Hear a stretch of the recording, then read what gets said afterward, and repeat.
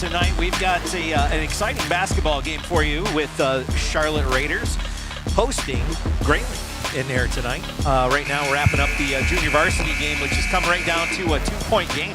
16.2 left on the clock, and Grayling has come in within 2 points here just on a couple of free throws, and they're showing full court press here as Charlevoix is looking to give up a foul, but no, there's going to be a turnover here. Let's see.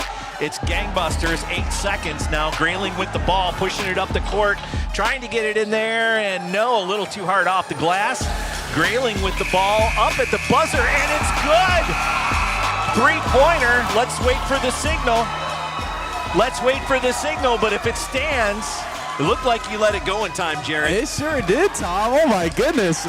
Glad that we went live. That's what our delay has been. This game has gotten close and a lot of timeouts near the end, but what a shot there. I think that's by Eli Gasecki there. It looks like it was from 3. But it looks like they're marking it as a 2. They're going to call it a 2-pointer. So 4-minute overtime. Yeah, 4-minute overtime here.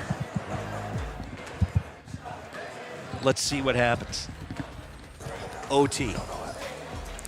There we go. All right. Got your volume all adjusted. We're good to go.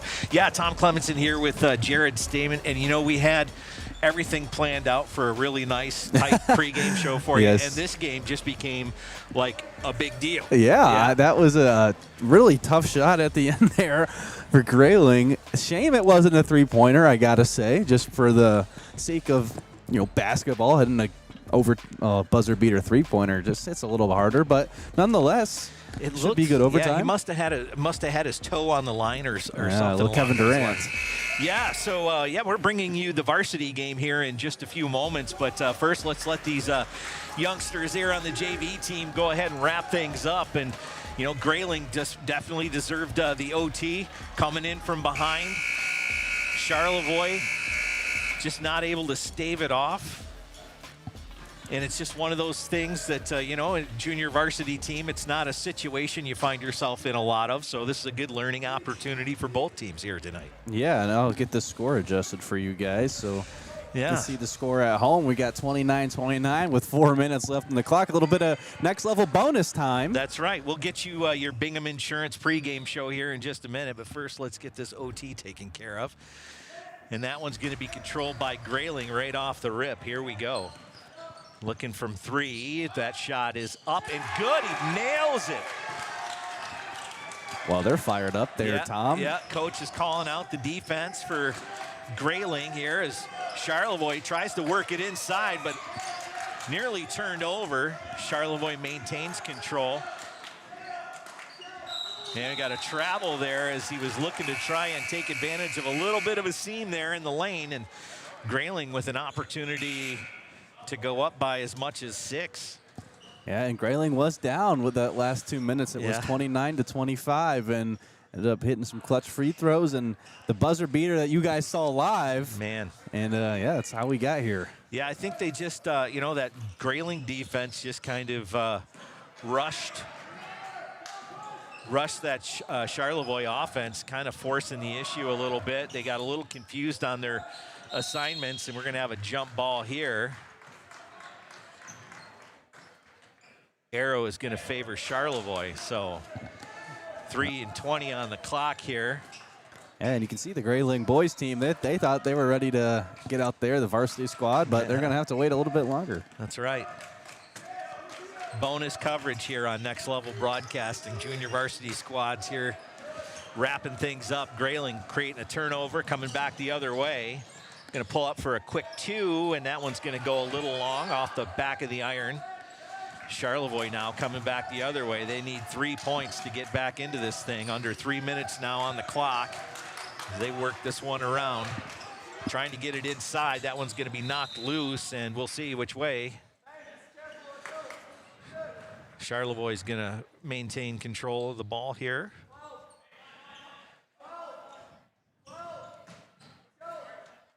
Nothing like jumping right into it, eh? Yeah, just, it's a good game. Glad that we got in time for that buzzer beater. That was really something fun to watch. Yeah, that's right. We also know our viewers were getting tired of the countdown clock. Oh, yeah. That music gets old quick. Got a travel there on Charlevoix, so Grayling going to be coming back the other direction. Yeah, 3 turnovers in this overtime for the Raiders. And Grayling with the 3-point lead here tonight. Yeah, well, if this, is the precursor to our Varsity matchup tonight, I'd say we might be in for a competitive game. We'll mention in our pregame, but it was the last time those two faced, Tom. Yeah, and it was the score wasn't too far off either. It was a pretty low-scoring affair on that last game too. So a little turnaround jumper from inside. Charlevoix maintains control on that rebound. Not a blocking foul here as they bring it in half court.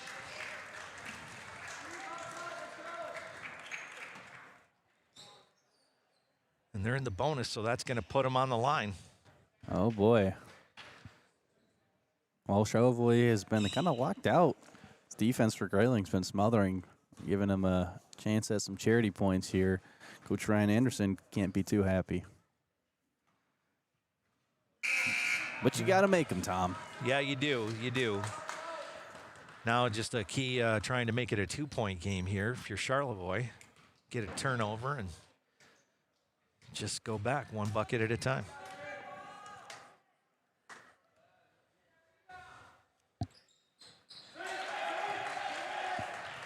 And so now we got a 2-point game. Full court press on from Charlevoix. Grayling working it down the court. Watch out.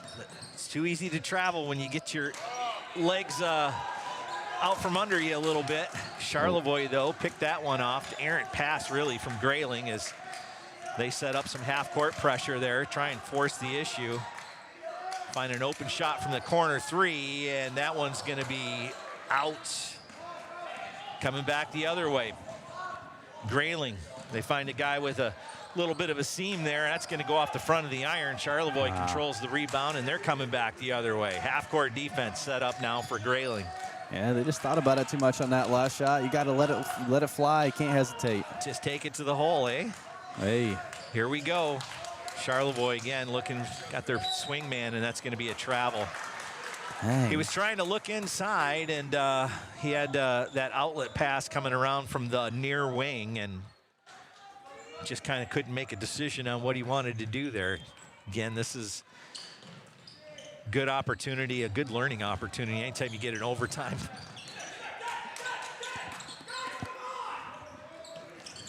Grayling with it now, 1:13 to go. They're not in a big hurry. Charlevoix going to be looking to try and get some pressure out here and maybe get a foul. Going to be a little 2-point jumper. That one hard off the backboard. Charlevoix now coming back the other way with under a minute to go. Finds a seam, cuts the defense off the backboard. Nobody's sure what to do with that rebound. And we're going to get a blocking foul on number 11 as he checks the Charlevoix player just to kind of see if he's okay. Good sportsmanship out there. Yeah, Jackson, he's wandered there. Throw up the nice Euro, couldn't finish it. Ends up getting his own rebound and drawing the foul, getting to the free throw line. See if he can tie up this game, Tom. Yeah, it was Jackson Harris on the foul. Big forward there. First one, no good. Yeah, and this is where you just can't leave these points up on the board. Yeah, he was 50% last time up, and we've got a timeout now on the floor. 32-30, your score here. Grayling with the lead. The Vikings coming into town tonight, and they mean business. Yeah, they sure do. It's giving us a good JV fight. A lot of times, the JV games, just one team knows how to beat the other one, and usually those games aren't as close as the varsity games are. But, well, this one begs to differ. This is a highly contested one, and as you mentioned, I hope this is just the precursor for the game tonight, Tom. Oh, and it should be. It should be a really good game. Pretty evenly matched. We'll get into details on just how they match up and some of the tendencies that we've seen already past the halfway mark of the season. In fact, we're on that collision course with district tournament action coming up here before too long. So looking forward to all of that. March Madness going to be in full swing. Starts in February for most of us around here. But Going to be an exciting late winter, early spring here in northern Michigan. Yeah, hoping for that early spring part, Tom. Yeah, for sure. You know, the other day I looked at the thermometer, -7. I got some friends that live up in Alaska. It was 17 above over there. Oh, gosh. Yeah, it's ridiculous. That is insane. Anybody that's lived up in the Sioux, though, Portage Avenue, still the coldest street in America. Coldest street in America. Yeah, yeah, absolutely. Makes the second one. He's 50% both trips. Full court pressure now as Charlevoix now trails by 1. Basket could win it for him. Grayling's last couple of trips haven't rendered any points. Going inside, that one's going to be poked away, and Charlevoix with control now and an opportunity with under 30 seconds to go to put the win away. And that one nearly turned over. We've got a timeout now called by Charlevoix. Head coach saw things were a little bit discombobulated. So, again, a timeout here with 21.6. Yeah. And a 1-point ball game. Yeah, they got close there. Grayling, just again, not confident with the shot, didn't put it up. Charlevoix defense smothered there, getting the turnover, and they almost turned it over themselves. Good time out there by head coach for the Charlevoix Raiders. Not trying to do anything too fancy, you know. You've got 21 seconds on the game clock.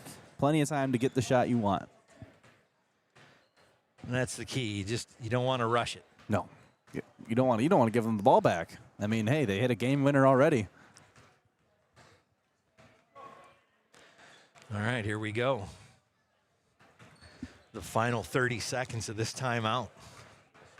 Of course, both the varsity squads watching with some interest here, too. Yeah, rooting for their boys. Could be someone's younger brother on the squad. A couple of these guys on the varsity team for Charlevoix, you know, they were on that JV squad last year. Oh, yeah. Greenacre, Talon Jacobs. Two names. Jan Chulas, I believe. Yeah, probably so. Almost all of them except for Gaffney and Ian Moran, I believe, were pretty much on that team. Yeah.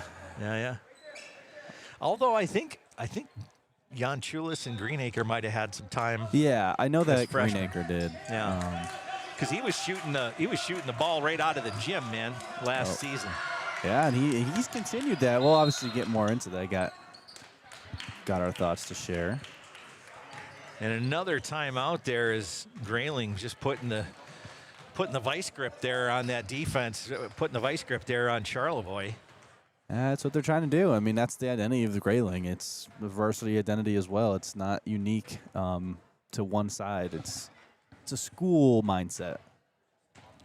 Well, and that's definitely true with a lot of teams up here. You take a look at the JV squad and you get a pretty good idea, you know, that they're building a program. So, I mean, you even go down to the junior high level and you're going to see some of those fundamentals that they're expecting you to just intuitively know when you hit that varsity squad. Yeah, I mean, that's how you have quote-unquote dynasty high school teams. Is it's not just, we got a good kid this year. It's, you know, this kid's been working in the program since, who knows, even sometimes as young as elementary school. I'll tell you, one of the schools that stands out to me is actually in this conference, the Northern Shores Conference, and that's Elk Rapids. When you watch that JV team, defensively, there are not a lot of differences in how they play, how they score their points, you know, off the transition, off of good defensive turnovers, whether it's full or half court. You know, they emphasize those quick hands and cutting down, you know, opportunities in those passing lanes. And that one is going to be knocked loose, and they're going to say last touch by Charlevoix. Yeah, that's a bummer there, Tom. You called a timeout. You got the inbounds. You got all the control in the world, and you just have a mental error like that. And they're looking for a quick foul. They get it. Well, still got to make the free throws. I mean, it is, again, easier said than done. So 11 seconds, and, yeah, these free throws, very important. If you make them both, the best you can hope for Charlevoix is a three-pointer with 11 seconds to go to tie it up. Yeah, double OT. We'll see. We'll see what happens. Love the shoes, though, by the way. That's got some nice shoes on. All right, so the first one is no good. 1 point game here. Going to try and make it 2. Charlevoix going to have to be very deliberate now. And that one doesn't even hit the backboard, so that's going to be stop the clock and inbound it now. Yeah, best case scenario for Charlevoix. 2-pointer still wins the game. 11 seconds, plenty of time. Full court pressure now from Grayling. Charlevoix trying to get it going here. 8 seconds, 7, 6, under 5, into the corner. What do we got? What do we got? They're going to call a timeout. So with 2.8, Charlevoix calls the timeout for one last play. Yeah. Well, they got to be quick with whatever they're doing because 2.8 goes by a lot faster than it may seem. It's going to have to be a quick inbound, turn, and shoot, basically. You're not going to have time for more than an inbound and maybe a pass kind of deflection or something. You're not going to see an alley-oop here, JV. But I don't know, Tom. I mean, if we were at East Jordan and varsity squad, I could see that alley-oop set up. We've seen it before. Yeah, I've seen it with my own 2 eyes. Sheboygan's another one of those schools that'll execute a play like that. Northern Shores team. Mm-hmm. Some talent up here, I'll tell you what. Looking forward to districts. Yeah, it should be a good one. It's going to be just a slugfest, a gauntlet. It's going to be hopefully some iron sharpens iron kind of situation, get just these guys better on better matchups. Because, I mean, this is a little top-heavy. There's definitely some teams there. Sure. It's like, well, we hope not to. But in that same right, though, I mean, last year, I remember there was a 2-11 Kingsley team beat I can't remember who it was, but they beat a team with a really good record. So that's the beauty of basketball, Tom, is records can be thrown out the window real quick. Sudden death. Everybody's looking for the Cinderella. Charlevoix now, 1 second. That one's out of bounds. Grayling with the ball, 0.5 seconds. Yeah, there was contact on there, and I think they're wanting to foul, but 0.5. And that's the ball game. So Grayling comes in, the Vikings, and eke out an overtime win, 32-31. Folks, we appreciate you watching the bonus coverage with us. I'm Tom Clemenson along with Jared Stamen. We've got Burr up on the camera, and we are going to bring you some basketball coverage tonight. And, of course, it's brought to you by Bingham Insurance. Bingham Insurance pregame show. Of course, they run a small business. There's plenty of risk, but your insurance coverage shouldn't be one of them. Bingham Insurance, here to help you protect your business from the unexpected. That's Bingham Insurance Company, proudly representing auto owners insurance. And so we're looking forward to this one tonight. Oh, yeah. We've got boys varsity basketball, 4-9 Grayling in town tonight. Only their second conference win is what they're shooting for, right? One conference win. They're looking for number 2 tonight. And, well, that's going to have to come against a 4-7 Raider team with 3 conference wins. And, Jared, let's start with the visitors. When you look at Grayling, the path seems pretty clear. They're going to have to slow the game down, and they're going to have to make Charlevoix beat them at the half court. Tom, that's exactly right. Charlevoix, they took the first meeting, and it was, as we mentioned in that game, a pretty grindy out game. The final score for that game was 45-36.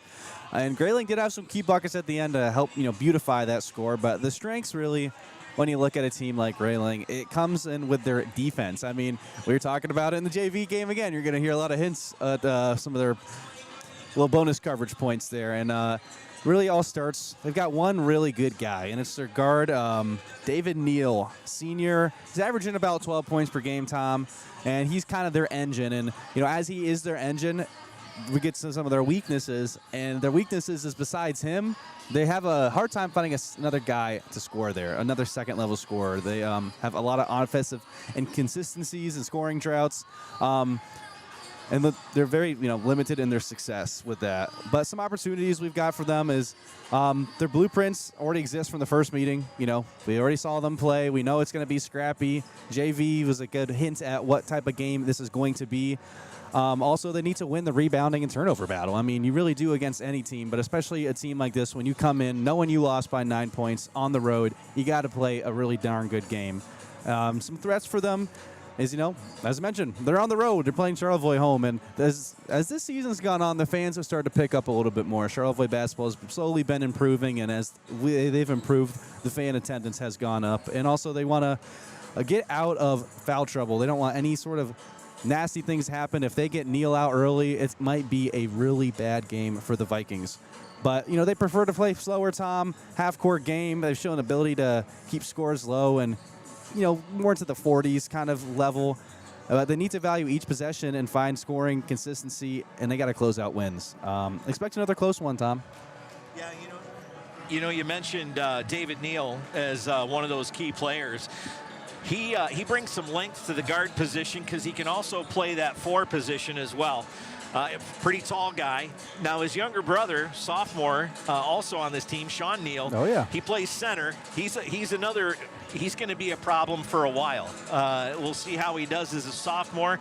Youth is important here for Charlevoix. We'll talk about them in a minute. And another guy to keep an eye on too is senior Daniel Hunter, number 34. We'll see how they're able to really kind of impose their will. Now Jan Chulis has showed a good job, in the paint. And just working hard against bigger guys down low, but he's really going to have his work cut out for him tonight with a really tall forward crew coming in from Grayling. So, when we look on the other side, talking about Charlevoix, they got a home court advantage, won the first game. What do you think they bring to the table tonight? Well, they bring a lot of energy in, as you mentioned, youth. We're going to mention it till the cows come home. Mostly a sophomore squad, besides a few senior, headlined by Joe Gaffney, who has actually started to pick it up and play a lot better as of recent. Part of the success that Charlevoix seen, but their strengths come in their youth, and it comes with also an experience from Joe Gaffney. They're good at finishing tight games, Tom. We saw a couple weeks ago a tight overtime win in here against Kalkaska, where they ended up going through an overtime win, something they wish their JV squad could have done earlier. But another thing, their strength is, hey, they beat this team before, Tom. You beat them pretty handedly in their turf, so they're coming to your den. You're playing better than you were then. Got a lot to feel good about. One of the biggest weaknesses for this team, though, is their inability to get hot in the first half. They are a lot of times scoring most of their points in the second half, and a lot of that is because Greenacre does not really get going until the third quarter. He's got the defense from 1 to 4, but he's got to work on getting to his spot early and often. And sometimes they also just have lapses in defense, Tom. Oh, hey, I'm covering this guy. Well, someone's open, and then they pay for it. And they can't be doing that tonight if they want to get 2-0 on this Grayling team. Some opportunities they're going to have, though, is, they got to use the fans to their advantage. We've already seen a decent fan turnout so far. We got almost 2 rows full on the bleachers, and I'm sure by the tip-off it might get up to 3. And they also, again, got to look at the film. They overall played a good game against Grayling about a month ago. Continue that into this game. Some threats they got to be able to manage, Tom, is Grayling controlling the tempo. As we've mentioned, they're a very intentional team, kind of in that SGA. They play at their own pace. They don't try to get too ahead or play the matchup. Where Charlevoix, their identity is not necessarily super unique. It kind of flows with what it needs to be. And tonight, they cannot let that Grayling control the pace, or it's going to be a gritty game, which favors Grayling. And also, they got to get rebounds. Jan Chulis, as you mentioned, he's got a tough matchup against Sean Neal, and he's going to have to really play up to his level. He's been in the gym all the time, working, getting better. Expect good things from him, but they've had the ability to win close games. A little bit inconsistent on offense and defense has, caused that record to be not where they want it to be. But overall, Tom, they got a lot to look forward to in this night, and expect a good game. Yeah, I think one of the keys is going to be what happens on the glass. Yeah. Grayling dominates the boards, and on paper it looks pretty cut and dry. It's going to be a rough night for Charlevoix. Jan Chulis has got a lot on his plate tonight. We'll see how that works out.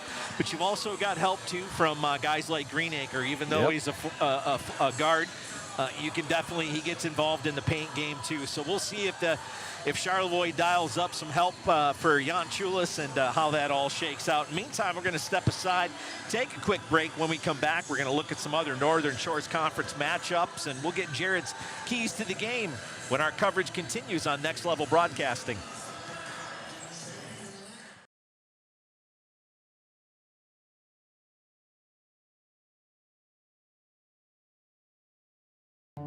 Life gives us enough to deal with, like doing your taxes, hosting in-laws, Oh, you're still trying to do the beard thing, huh? and of course, filing an insurance claim. But luckily, Auto Owners makes it easy. They pay what they owe without any hassle. That's simple human sense. Ask Bingham Insurance Services in Charlevoix if auto owners make sense for you.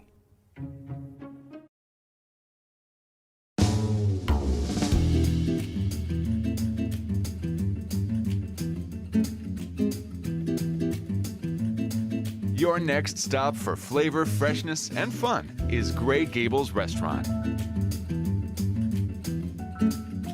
Since 1936, we've been serving up delicious gourmet dishes and drinks in a warm and inviting atmosphere. Everything is made using fresh ingredients, including locally sourced meat and fish. Our bar features several local Michigan beers on tap and an excellent bourbon selection. Did you know we also cater?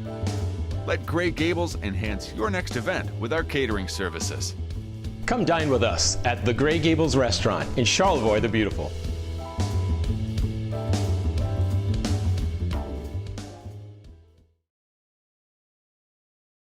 Charlevoix State Bank was founded in 1994 to provide exceptional local service to our northern Michigan community. With 6 locations in Charlevoix, East Jordan, Boyne City, Ellsworth, and Beaver Island, we're here to make banking easy, right here in your neck of the woods with people you know.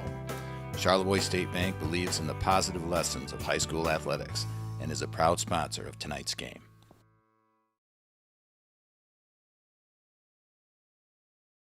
With unique gifts, home accessories, wedding items, and so much more, the Lake House on Bridge Street offers so many things to make your home or even your visit to Charlevoix that much more special.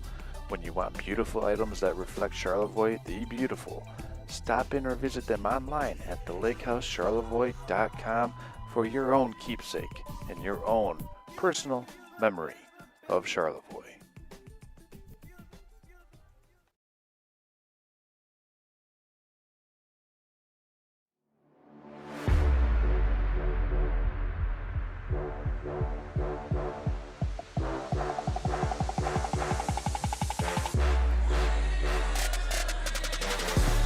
Welcome back for this conference matchup tonight that may not decide a conference championship, but going to have some implications in playoff seedings, no doubt. We're going to get a deeper look at the contest tonight, but first, a quick look around some of the other action happening around the Northern Shores Conference, and most of it tomorrow night with conference leader Elk Rapids at Kingsley. Harbor Springs on the road at Boyne City, and Sheboygan is at Kalkaska. All those games going to tip off at 7 o'clock. Now, Jared, when we take a look at the matchup tonight, what do you think Charlevoix needs to do to get the win? Well, Tom, I think you got to keep it simple. They beat this team once, they got to beat them again. So kind of the keys that they've got to do for that is they got to start strong offensively. First half, run up a lead. You're at home, get the crowd on your side. 2, they've got to limit turnovers. Don't get anything dumb. Don't let them crawl back into this game. And 3, close out the game. If you let them crawl back into it, shut it down at the end. Don't let anything silly happen. And we'll look to the other side of the ball, Tom, for Grayling. They need to keep this one from getting ugly. Quite frankly, you know, they got to avoid double-digit hole early. They got to limit this team to start. They got to let them play at their pace, that half-court possession. Don't let Charlevoix run out the gym with those youthful legs. And last but not least, they got to execute late. If they get claw back into this game, they got to play their game. They got to get them off rhythm. They got to get into turnovers and execute on those turnovers to sneak out a win here on the road.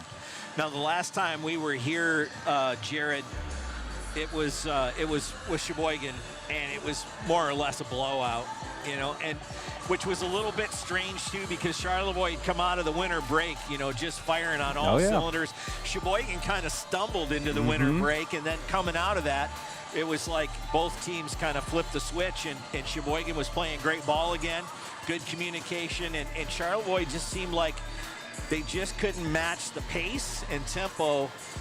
Just seemed like they were just a half a tick behind passes, you know, whether it was defense or offensive. Sheboygan just had them. What do you look for? What do you look for Charlevoix as far as an adjustment tonight? Maybe, you know, we talk a lot about Greenacre and we talk a lot about Gaffney as far as the leadership piece is concerned. Is there like maybe that that sixth man you're looking for to make a difference tonight? Yeah, I think it's Jan Chulas. I mean, I don't even know if he's really the sixth man or not, because he's pretty darn good there. But when they were losing in that game, it was Schley, their big man. He actually had over 30 points. I was keeping track. I can't remember the final, but he had over 30 points, and almost all of them were assisted buckets. It wasn't him just posting up Jan Chulas. Jan Chulas was slow to get to his spot, and they made him pay for it all night long. And between Daniel Hunter and Sean Neal at center, you've got two guys that are pretty good at the 5. They're going to be rotating in all night. So Jan Chulas is really going to have his hands full tonight. He's going to have to play a good game, and he's going to have to get help from his teammates. They're going to have to cut those passing lanes, and Greenacre is good at that. He's got those long arms, and he's pretty good at finding where those passers are going to throw. I'm looking for McNamara, too, to have a big game tonight. He's been an important part of the team, a role player, so to speak. But I think, given the matchup problem, as far as the height you're giving away, you really got to, as long as he is, you got to have him really playing a bigger role in the game tonight. So it'd be interesting to see how McNamara responds to this challenge tonight, too. If it's Jan Chulas on an island, it's going to be a rough game for Charlevoix. And we'll take just another quick break. We've got tip-off coming away in just another minute or two.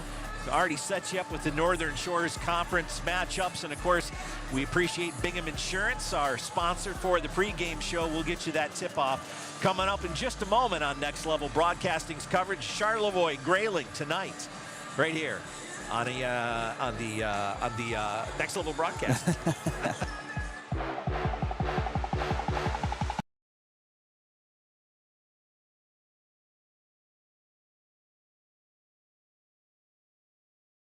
Hi, it's Kevin Klein from TVC Airport. We're proud to help keep you connected to high school sports in Northern Michigan, so you can stay in the game all season long with TVC, your Northern Michigan connection.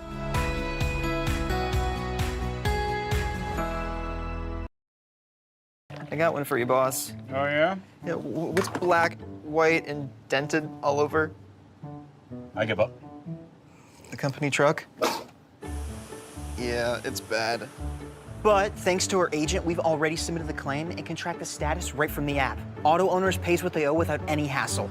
Lucky for you, that's simple human sense. Ask Bingham Insurance Services in Charlevoix if auto owners make sense for you.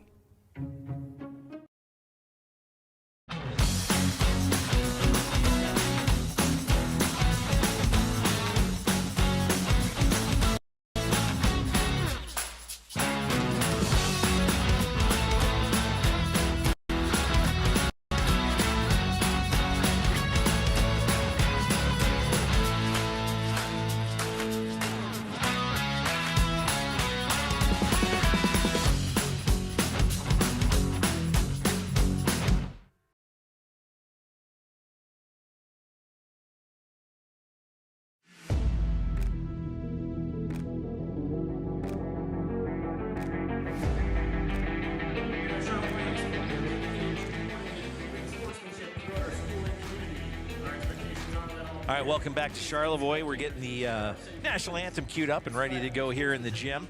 And we'll get those starting lineups for you as well. Meantime, we'll just ask you to stick around and let's pay honors and respects to the country. We'll get that starting lineup for you up next.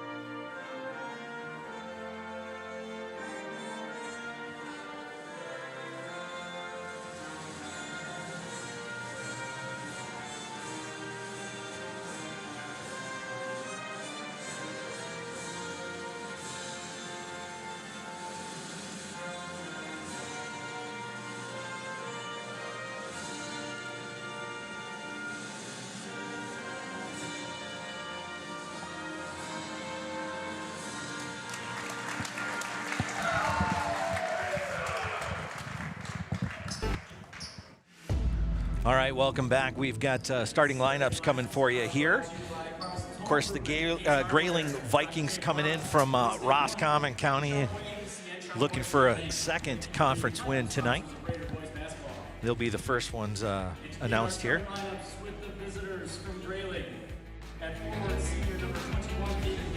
David Neal, senior, number 21, playing at forward position.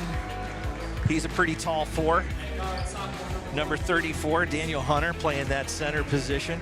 And we've also got sophomore Jaden Peters, point guard. He'll be out there to start things off. Miles Mead, senior guard.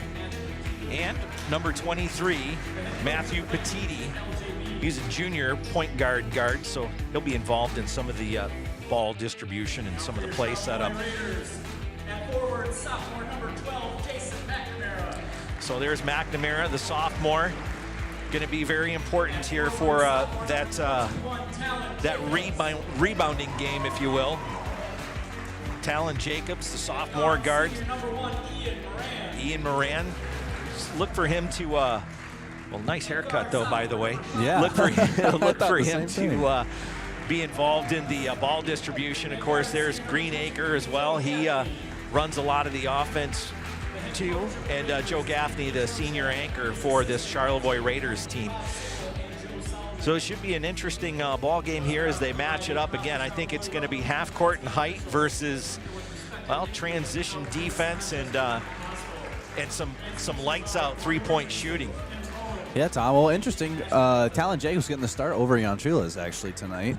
A bit of a different starting lineup for the Raiders. We'll see how that fares. Must have seen something in tape that they liked. See what Coach Troshak's got cooking up tonight. You know, part of that too may be, you know, again, like they said, like we kind of said with Neal, trying to keep him out of foul trouble there, David Neal, early. Well, as we're going to start out with a technical foul, must have been something during warm-ups. Interesting way to start the ball game. David Neal there, the senior leader for this Vikings squad, taking the technical free throws off the heel on that first one. Someone says something they shouldn't have. Yeah, I'm not sure. A lot of times you'll see these for an infraction during warm-ups. Technically, you're not supposed to dunk during warm-ups. Although East Jordan's one of those teams that routinely looks the other way. They sure do. All right, so the first point scored on a technical foul free throw to start the game. So Grayling will have possession, no tip. I wonder if it's on Jan Chulas on the scoreboard. There's a 1 and 11. Maybe that's why he didn't get the start. Maybe something happened in pregame, but all we can do is speculate. Yeah, we'll just see how this one shakes out as we go here. It's Grayling with possession as they set up that offense. Swing pass over to the left side. They try and cut it inside, work it to their center. We'll see. No, he's going to say a travel. He looked for some contact. That was Petiti with it. Dished it off to Daniel Hunter, and then they said a little bit of maybe a step or two too many. Yeah, good break there for the Raiders. That would have been a potential 4-point lead, and they hadn't touched the ball yet. Some pressure early. Moran finds Jacobs. Back over to Gaffney now on the far side. Skip pass back to Moran. He's going to wind it around the key, take it inside. Off the glass and good. Beautiful by Moran. Not normally an aggressor in the shot making department, so I like to see him hit that one early. And he was good. He pulled up too. He saw that big center there standing by, and nice release point for that. And we're going to have a foul there on his way in. That was Miles Mead. Yeah, and I did not see much of any contact there. I thought Moran played that pretty well, but I don't have that sideline shot. Might have been an arm in a place it shouldn't have been. Jaden Peters inbounding here for Grayling. He's going to find Petiti. Back up top to Peters. Swings it over near wing to Mead. He's going to make a move inside, kick it out for a three-point attempt, and that one's good. David Neal. Told you to keep an eye on him. He makes his presence felt early. First 4 points for Grayling. Yeah, it was a good find. Found him in his rhythm and just threw it up. Good shooter shoot. Charlevoix able to break that trap, and There's McNamara, not able to get that one to fall. Grayling cleans it up and coming back the other way now. Going to take it all the way in. Now it's going to go off the back of the rim, and Charlevoix barely able to control that one. Just kind of a rushed pass as Gaffney cuts it in, and he'll take it right back out, get that offense set up. He's going to put a shot up over the center. Goodness gracious, right over Hunter. Gaffney with that shooter's touch. Good instincts, too. Good to see him involved in the offense early. All tied up here. Another three-point attempt, though, off the front of the rim. And that's Jacobs with the rebound. Over to Greenacre as he cuts it down. Coming to Gaffney. No, Moran, rather. He's going to find Greenacre from three, and that one's going to be rolling right on out. Grayling coming back the other way, but Greenacre in that huge wingspan with the turnover finds Gaffney from three, and he hits! Beautiful basketball so far. Nice dish by Greenacre and that big wingspan. He is a problem for offenses. And there he is again, poking that one loose, but there's a shot. It's Neal, and that one is going to be in and out, and we've got a foul on Grayling. That one's going to be away from the ball on Matthew Petiti. Well, what an exciting 2.5 minutes of basketball, Tom. Looks like the JV energy is picked right up into this game. These boys are ready to play. So Dannenberg checking in, and also Finstrom checking in now for Grayling. You know, and I've really seen the evolution of Gaffney. I mean, I think he's finally starting to figure out what his body can and can't do, and he's starting to really turn up and look like that all-state player we thought he was going to be. Yeah, he should have been. After horrific, that horrific injury from the, just rough to come back from it. It's good to see him, a lot of folks fired up to see him just be able to get back on the floor, but you're right. And that was I'm surprised they didn't call that a flagrant. I mean, Gaffney was minding his own business and just got cleared out there on a hard pick. Yeah, Brant Finstrom there. They're going after Joe Gaffney right away, but anyway, to kind of finish that thought, he's really looking like he's coming into form pretty well now as they find Jacobs on the inbound underneath. He forces that one up there. Gaffney and Moran trying to muck it up in there, and it looks like we've got another foul called. That one should be on Ian Moran, and that's going to be 2 for him. Yeah, and that's unfortunate because I saw a good amount of contact on that shot by Jacobs with no call, and I thought that was the same equal on that reach-in attempt, but yeah, you can only do what you can do when you're down there. The calls are the calls. So we've got Blecky coming in now. Moran's going to go ahead and take a seat with 2 fouls. Just under 5 minutes here in the first quarter. Charlevoix with a 7-4 lead. One of those keys to watch. Are they going to be able to get those shots from three-point range? Here's one going up from just inside the arc. Nice little floater from Austin Schwartz. Yeah, the lost art of the floater. That was beautiful touch there. We've seen a couple of those there from Charlevoix, too, trying to just sort of mitigate the height advantage as Jacobs goes inside. That one's going to roll out and controlled by Grayling. Mead coming back with it the other way. A little bit of a travel there, and that's exactly what they call. He was looking for contact and had already given up the dribble, and that's what happens. Tom, in our pregame, we talked about how Grayling likes to kind of play a slower game. Well, they kind of thrown that out the window tonight. They've been playing fast and loose, just getting the ball in transition and sprinting down the court right there. They're going to get one and push the pace again. And that one, good job by tracking that by McNamara coming back the other way. They had numbers, Grayling did, and McNamara quickly on the back check, if you're a hockey guy, right? Back check in there and able to knock that one loose and give his defense a chance to get set up. Vikings inbounding it, and got a foul there on Charlevoix. I think you're going to call that one on Blecky. Definitely a physical matchup so far. Noah Gabriel now checking in for Grayling. He'll be coming in for Miles Mead. No, a little confusion. Well, they thought about it. Somebody's got to go. You can't play with 6. All right, so that's going to be Peters coming off.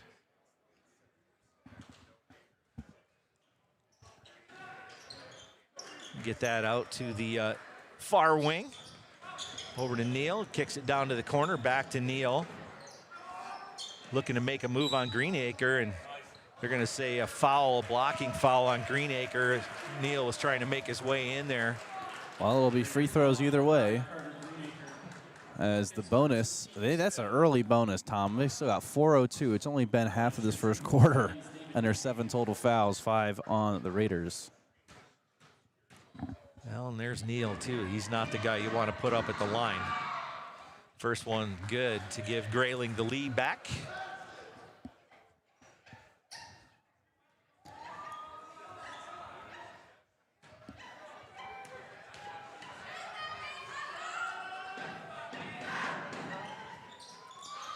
And second one off the heel, and Charlevoix able to control it. Blecky with the rebound and bringing it up court.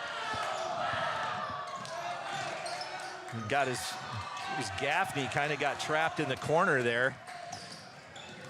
Grayling coming away with it now the other way. Lowers his shoulder. Surprised that's not a charge. Yeah, I tried to be pretty neutral, but I cannot lie. This officiating has been questionable. I thought that there was a foul against Grayling Vikings on that last play. And if anything, again, offensive foul. Oh, yeah, so they do call it offensive. Okay. Well, Yeah. that's a good step. And generally a key giveaway, when they drop that shoulder down, they lower and they brace for impact, it's usually going to get called. Yes, it should be. And, we talk about the tech. Our chat line, we've got Butch Lawrence Greenacre. He's telling us that Pete was dunking in the warm-ups. That'll get you the tech. So unless you're East Jordan. I guess so. We saw that actually at the St. Francis Showcase last year, the Northern Michigan Showcase. It was one of the teams from downstate. Got hit for the tech for dunking in warm-ups. A little miscommunication on the pass there. Noah Gabriel was looking for, not really sure, it might have been Dannenberg he was looking for. And yeah, I think Dannenberg it was. cut underneath, and he was looking for him to be in the corner. So Charlevoix now with the ball back.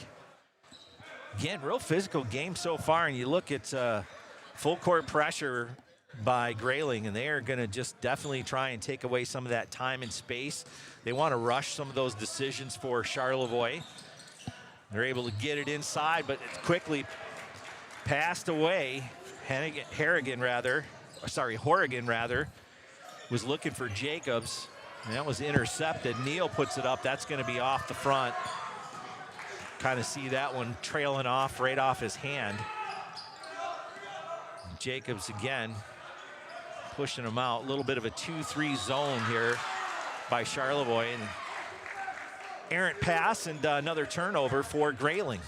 And they're kind of shooting themselves in the foot a little bit here, Jared. Yeah, it's last 2 drives, 2 miscommunications, just 2 bad turnovers, throwing the ball to no one because they think someone's supposed to be there. Not the way you want to play offense, Tom. There's Greenacre going to make his move inside. Thinks better of it. Finds Jacobs cut, who dishes. Finds Horrigan. Nice play. Beautiful, unselfish. Yes. That's what you like to see. Couple of key passes. And a foul as Neal was trying to go inside.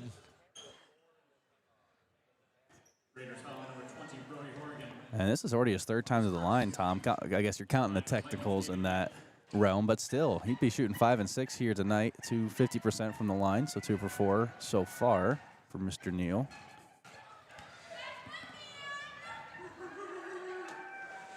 And the fans, of course, giving him some grief, and that one goes off the heel, and he kind of grins a little bit.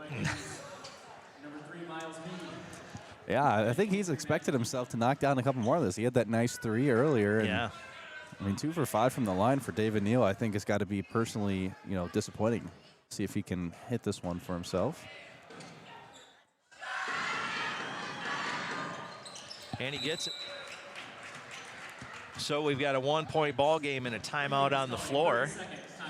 Hey, just want to let you know, winners here, and of course it's time to make sure your gutters are ready for the season. Well, Ryan Beningo and his team at Professional Seamless Gutters going to keep your home protected from snow and ice and all that winter runoff. They offer fast, experienced service and real-time quotes, so no surprises for you. Schedule your appointment today at 989-619-3407 and be sure to tell them Next Level Broadcasting sent you. And I'll tell you what, you want to talk about a big deal? We've got a great deal for you with South Point Collision. You know, wintertime, those roads are icy, and the team at South Point Collision wants you to be safe when you're driving out there. So if you or a family member pick up a scratch, a ding, or anything like that from the icy conditions, make sure you go to South Point Collision and mention this ad to get $100 off your auto repair. South Point Collision, here to keep you safe and having some fun this winter and keep you off that naughty list. Yeah. The tow truck list. Oh, saw one on the way into this ball game, as a matter of fact. Oh, unfortunate. Yeah, between East Jordan and Charlevoix taking the county road over, and van in the ditch, and tow truck helping them out there. Horrigan, rather Jacobs. That one's going to go out of bounds. So Neal bringing it in for Grayling. 1:59 to go here in the first quarter. 1-point ball game. A 9-8 score. No surprise there. First time these two teams met, it was another just kind of slow pace for scoring, just a grinded out kind of ball game. And Grayling loves to run a half-court offense. You're going to see them. They're not going to push the issue. 3-point try there from long range, and that one's going to go off. That was Duba that tried that one, and Charlevoix. Long pass, a little too long for Gaffney. Jacobs might have wanted to just kind of let that develop a little bit more for him. The Raiders have done a good job passing in transition and moving the defense the way they want to, and they're just got a little bit too antsy trying to do the same thing that's been successful, but both defenses have settled in after the first 4 to 5 minutes. Scoring has taken a bit of a dip. So McNamara checks in now. He comes in for Jacobs. Inside to Neal. He kicks it back out. Open look. And they get the defense in position as Greenacre pulls that one down. Coming back the other way. Bounce pass to Gaffney. And I'll tell you what, they were right on him. Blecky inside to Horrigan. Outside to McNamara. He's going to find Gaffney. And they are all over Joe Gaffney. He's not going to get anything easy, and they're going to call that a block. Joe's looking at his coach like, what gives, man? Yeah, he is being stuck like glue. Petiti is just right on him. He's not letting Joe get open whatsoever. He knows how dangerous he is off the ball. Gesicki kicked it over to Duba. Back to Gesicki. 3-point shot there from just beyond the arc, and we've got a foul there. It's going to be called on Charlevoix. It was underneath as they were trying to get position. That'll be on Greenacre. Now that's 2 for Greenacre, and we haven't got to the second quarter yet. Yeah, they've just been, I don't know really what it is. If it's just the way the game's called, because it's not like they seem to be playing any extra physical. I think they're just doing the wrong thing at the wrong time. Well, and you've got Charlevoix coach talking to one of the officials about, Gaffney's getting mugged, kind of pointing down the other direction. So we'll see. We'll see if that has any effect. Hopefully we don't see another tech for Charlevoix. That would be. No, it looked like a pretty calm discussion there. So Starks hits his first of 2.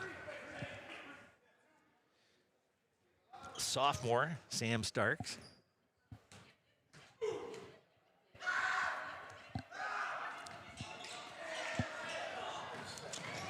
Sorry, Austin Schwartz.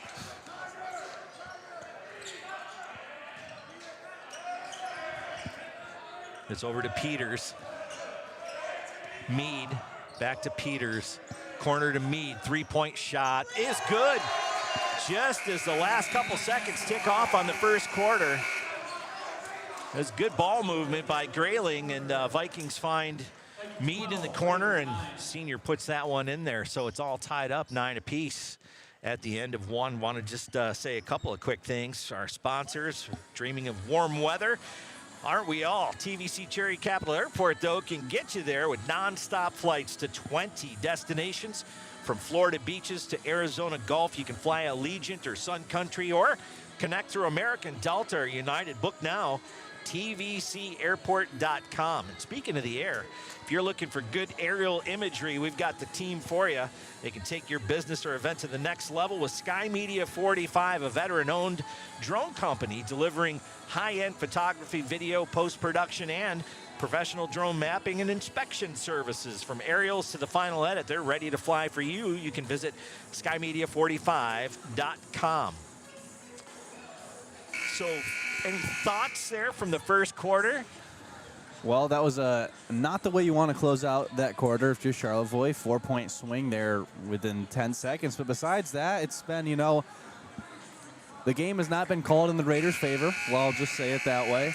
I think they had 7 fouls that quarter. They got into the bonus with 4 minutes. But they're only down 3. They were up for most of that game. I think they just got to take a breath, play at their game, and it's going to be a scrappy one, but they know how to finish.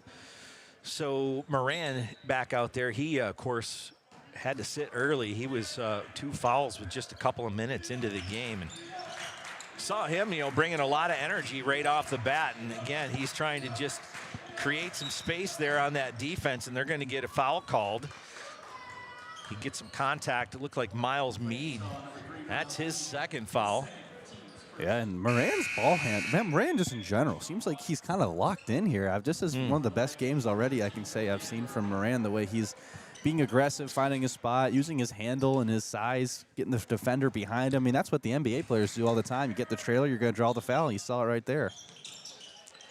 So Moran inbounding. He's going to go all the way out. A little miscue there. Jacobs comes away with it. Moran on that near corner tried to get it inside to look like Horrigan, but that one's kicked loose, and Grayling coming back the other way. Actually surprised they didn't call a kick on that. Maybe got just enough leg that it didn't count. Intercepted by Moran, now coming back the other way with some numbers. He'll pull it back and set up the offense. Finds Jacobs on the near wing. Jacobs over to Blecky, far wing. He's going to just kind of size up that zone. It's a 2-3 look, and Jacobs going inside, draws the foul. That's going to be on Petiti. That should be his first foul, second team foul here in the quarter. So Grayling racking up 2 quick ones, and they're going to have a substitution. Noah Gabriel checking in for Matthew Petiti. Well, Charlevoix wants to watch. They really collapse on that zone, and they had Moran with a good few feet of space on that 3-point line. So there's Jacobs just trying to stretch that defense out a little bit. Good discipline, though, from Grayling. They're not going to get pulled out too far, and that's what Charlevoix is looking for. Create some space inside, try and take advantage. And that one's picked off on the long pass to the corner intended for Blecky. Nice job, Jaden Peters. Good patience there to elevate and get that defensive player to commit and leave his feet. That was a beautiful play by Peters. Moran now taking it inside, going to kick it out to McNamara. He goes back inside, and he's going to draw the foul. And that one's going to be called on Austin Schwartz. Well, the foul seemed to swing over to the Grayling side now as 3 possessions, 3 fouls. Yeah, goodness. I think they just got to realize these refs are going to call it. If it's there, they're pretty much going to call it. There's not a lot of wiggle room with these guys. McNamara did a good job getting into the lane and drawing that contact.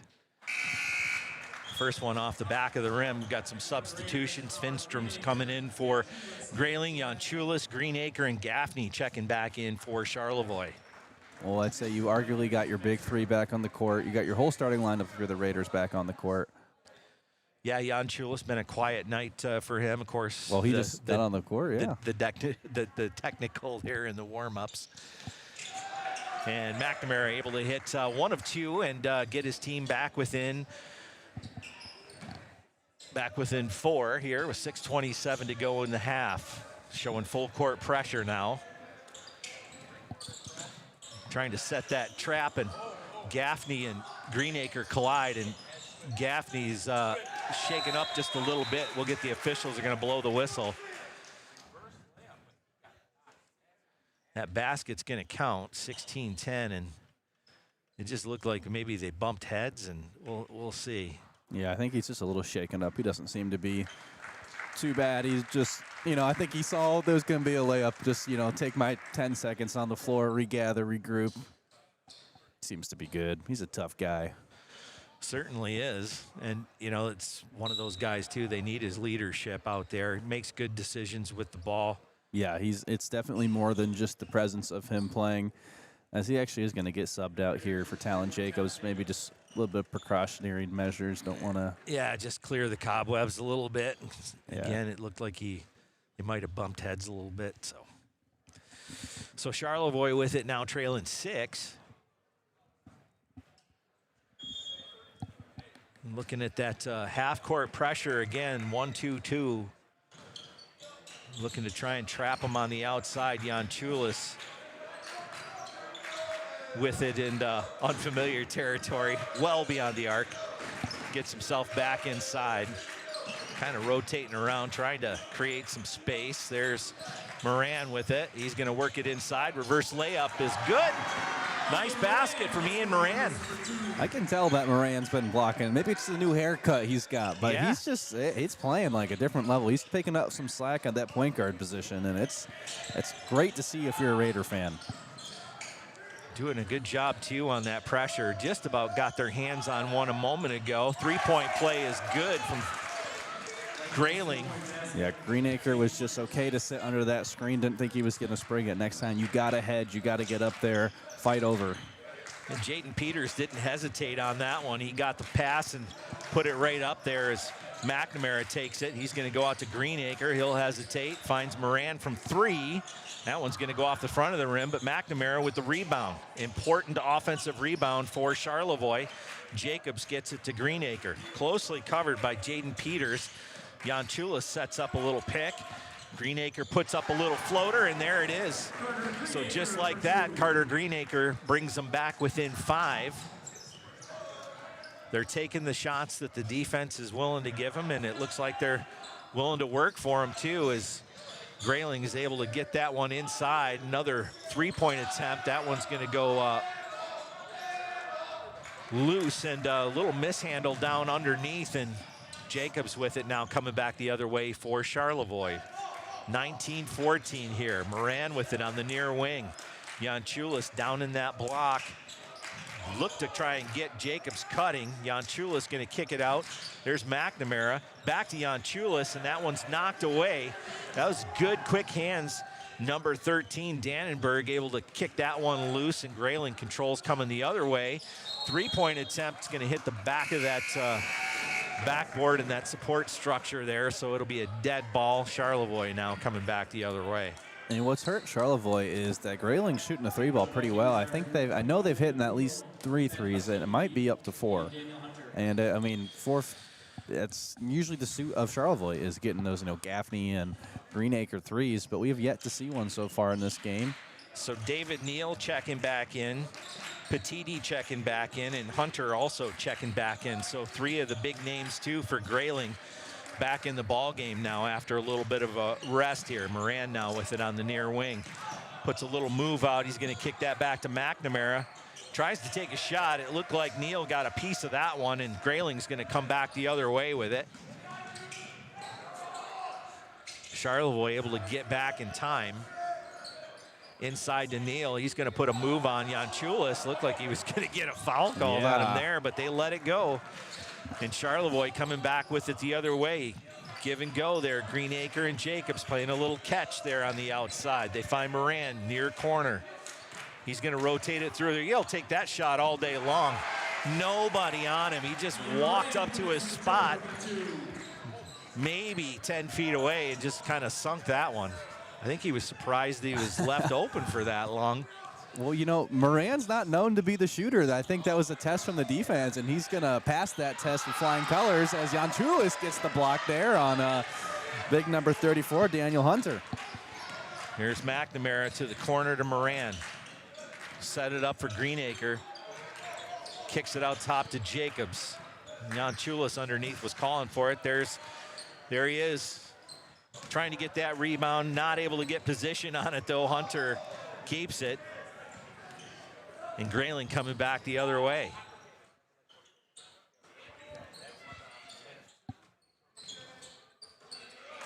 In the zone. Yeah, 216 here. That's a little bit of a different zone. More of a kind of a 3-2 setup there. Greenacre kind of sneaking, cheating down low as Jan Chulis pulls that one. Moran now with it. He's going to pull it back and get the offense set up. Jan Chulis cutting in. He'll find Greenacre instead. Carter Greenacre. Oh, skip pass. He was looking for Moran, and Jacobs was cutting through at the same time, and a little bit of a miscommunication. Yeah, that's one of the things I have seen is the paint's gotten a little congested at times with the Raiders. Jan Chulis and McNamara, you know, both not exactly the best jump shot. You know, something they're only sophomores, something they want to still develop as time goes on. But sometimes it makes it easier for Grayling because they just both cut at the same time. Jan Chulis kind of sits in the paint. Well, guarding two guys, one guy can kind of guard two. Horrigan and Gaffney back out for the Raiders. Open three look here, and that one's going to go off the heel. They're going to say that was blocked there on the initial. Greenacre just kind of stayed on the ground and stayed on the floor rather, got his hand up there, all ball, but the second contact not so good. So McNamara picks up his first foul, and the Vikings going to the line for the first time this quarter. Yeah, after 6 trips, all by David Neal in the first. Sharing the wealth a little bit with Petiti. That first one is good from Petiti. McClure now checking in for Charlevoix. Yeah, and we've got Dannenberg checking back in for Grayling. We saw some good things from McClure late in that game against Sheboygan. We sure did. I mean, it was, they still hadn't taken all their starters out either, and McClure was putting in some good minutes for the Raiders. Off the heel, but controlled by Grayling. Another three-point attempt. That one's going to go off the back of the iron. Jacobs with it, finds Greenacre. Able to get it across half court. To get it into McClure. He's fighting his way in. He's going to kick that back out. Trying to fight his way up for a shot. Greenacre, though, hits the big three. And it gets the Raiders within one. It's a beautiful job by McClure finding the open teammate for the 3-ball instead of taking the double team 2. And another one nearly picked off by Greenacre in that passing lane, and they're going to get, looks like, Horrigan for the foul. Wow, that looked like pretty hands-up defense to me, but maybe they're calling a block. Well, they're going to say McClure earned his first foul, and that's going to put David Neal back on the line. Well, he's 50% of the night, so, I mean, all things considered, you're not too upset putting him there. He's 3 for 6. Under a minute to go here. Grayling with a 1-point lead. Make that 2. And a chance to add one more here.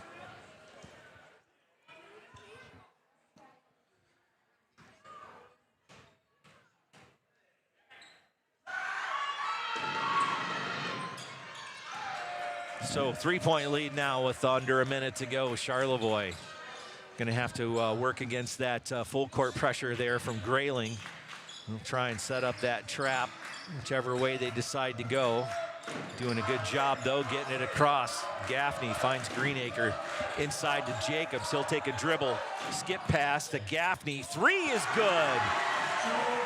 Can't even give him that much space, Tom. That's too much. You got to be on him like glue. Charlevoix, 30 seconds to go now, all tied up. Grayling swings it into the pivot down low, and they're going to call a foul there. That Horrigan? Looks like they'll say Horrigan. Yeah, now that one I can get behind. That was a good hack down there. It was a good foul. You don't want to give him anything easy, right? No. You know, it was only the third with 26 seconds. You can live with that. It is, Oh, who did they did call that on horn again? Yeah, they did. That will be his second. So Murtis from the free throw line. First time we've called his name tonight. First one is good, so Grayling gets that lead back with 26-6 left in the half. Noah Gabriel checking in, so the younger brother. Actually, no. Check that. I think he graduated. As Noah Gabriel, though, out there for Grayling. He's a senior guard.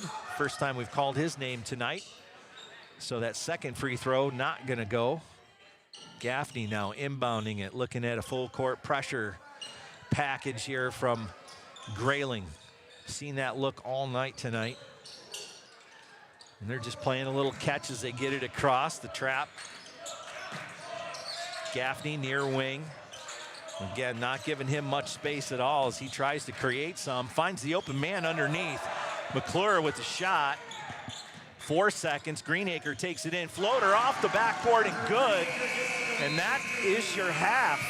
So Charlevoix trailing by as many as 7 at one point, able to come back and sneaking back in front there. 24-23 your score at the half, and we'll get some thoughts from Jared and take a look at your Michigan sports rundown when all of that continues. Our halftime show coming up on Next Level Broadcasting.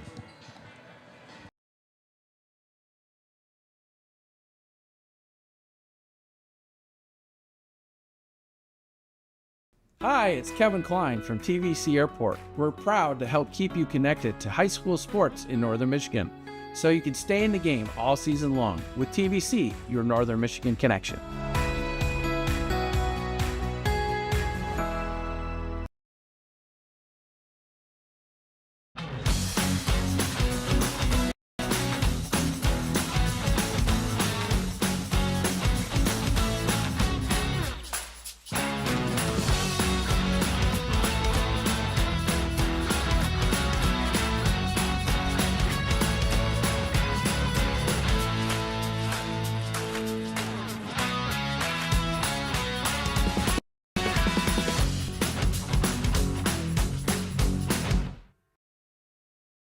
With unique gifts, home accessories, wedding items, and so much more. The Lake House on Bridge Street offers so many things to make your home or even your visit to Charlevoix that much more special. When you want beautiful items that reflect Charlevoix the beautiful, stop in or visit them online at thelakehouseCharlevoix.com for your own keepsake and your own personal memory of Charlevoix.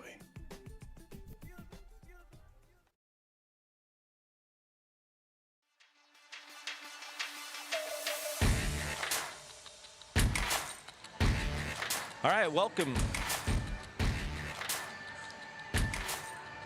Welcome to the South Point Collision halftime show on Next Level Broadcasting. I'll tell you what, a fun watch so far. The first half, Jared, a lot of excitement. What do you come away with? 24-23 at the half. So you know, they're looking to both of them break the 40-point margin. Yeah, you know, it's been a really great game. I got to say, I can feel the JV energy is transferred into this one. Yeah.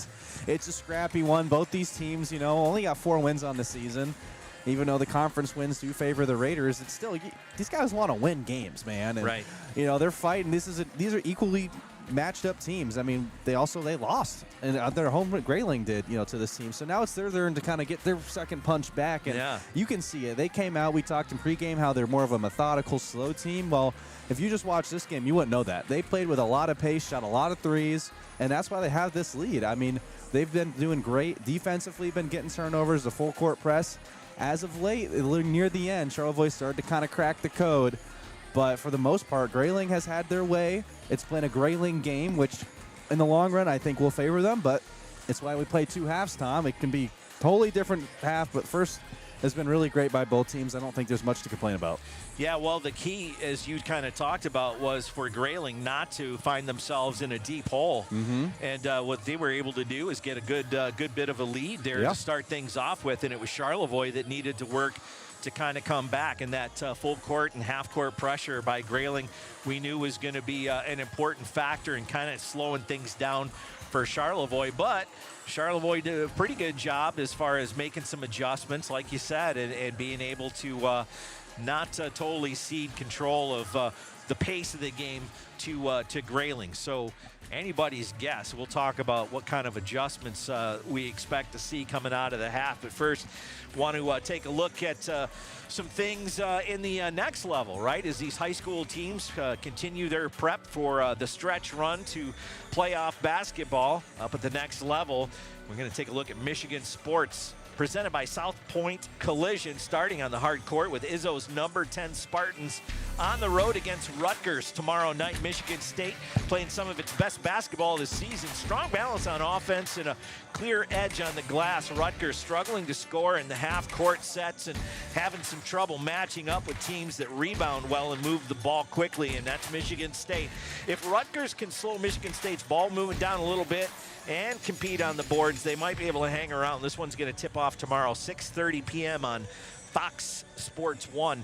Next, it's the Big Ten heavyweight showdown in Ann Arbor as undefeated Nebraska bringing its disciplined defense and controlled tempo into Chrysler Center to face a very explosive Michigan team. The Wolverines, they've been efficient offensively, getting balanced scoring and shooting and, doing a good job on the perimeter. Nebraska, meanwhile, thrives on defense and patient. They like to force tough shots and limit those second chance opportunities. You're going to be able to catch this one tomorrow night at 7 on Peacock. Now down the road in Detroit, the Red Wings coming back to Little Caesars Arena, riding a solid momentum, including a big 5-1 win over Winnipeg, where Detroit erupted for 4 third-period goals. And strong recent form overall. The Kings coming into town, they've had some trouble converting on the power play, limiting goals against this season as well. You can catch the puck drop at 7 on FanDuel Sports or ESPN Plus. And finally, tomorrow night, the Pistons hit the hard court against the Denver Nuggets, what should be a high-octane contest. Detroit entering the game with strong recent form as well, including three-point game on the road and a three-point road game win streak, powered by Cade Cunningham's scoring and playmaking and Detroit's balanced attack. Denver, however, very potent offensive team that can score in a whole lot of ways.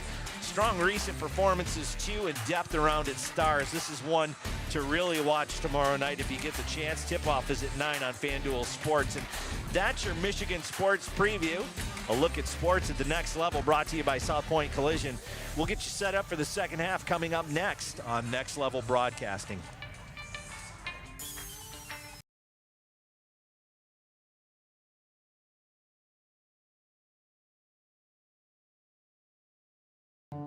Life gives us enough to deal with, like doing your taxes, hosting in-laws.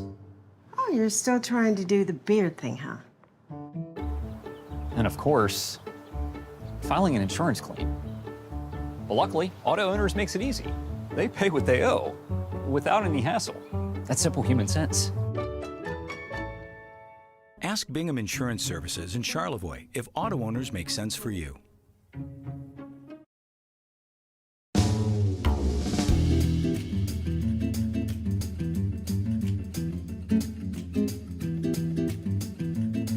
Your next stop for flavor, freshness, and fun is Gray Gables Restaurant.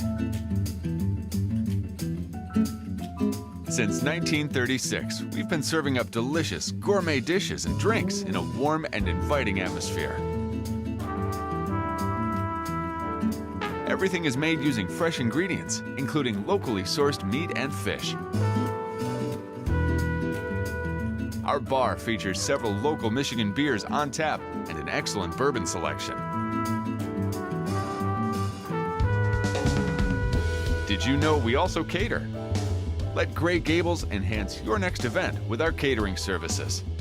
Come dine with us at the Gray Gables Restaurant in Charlevoix the Beautiful.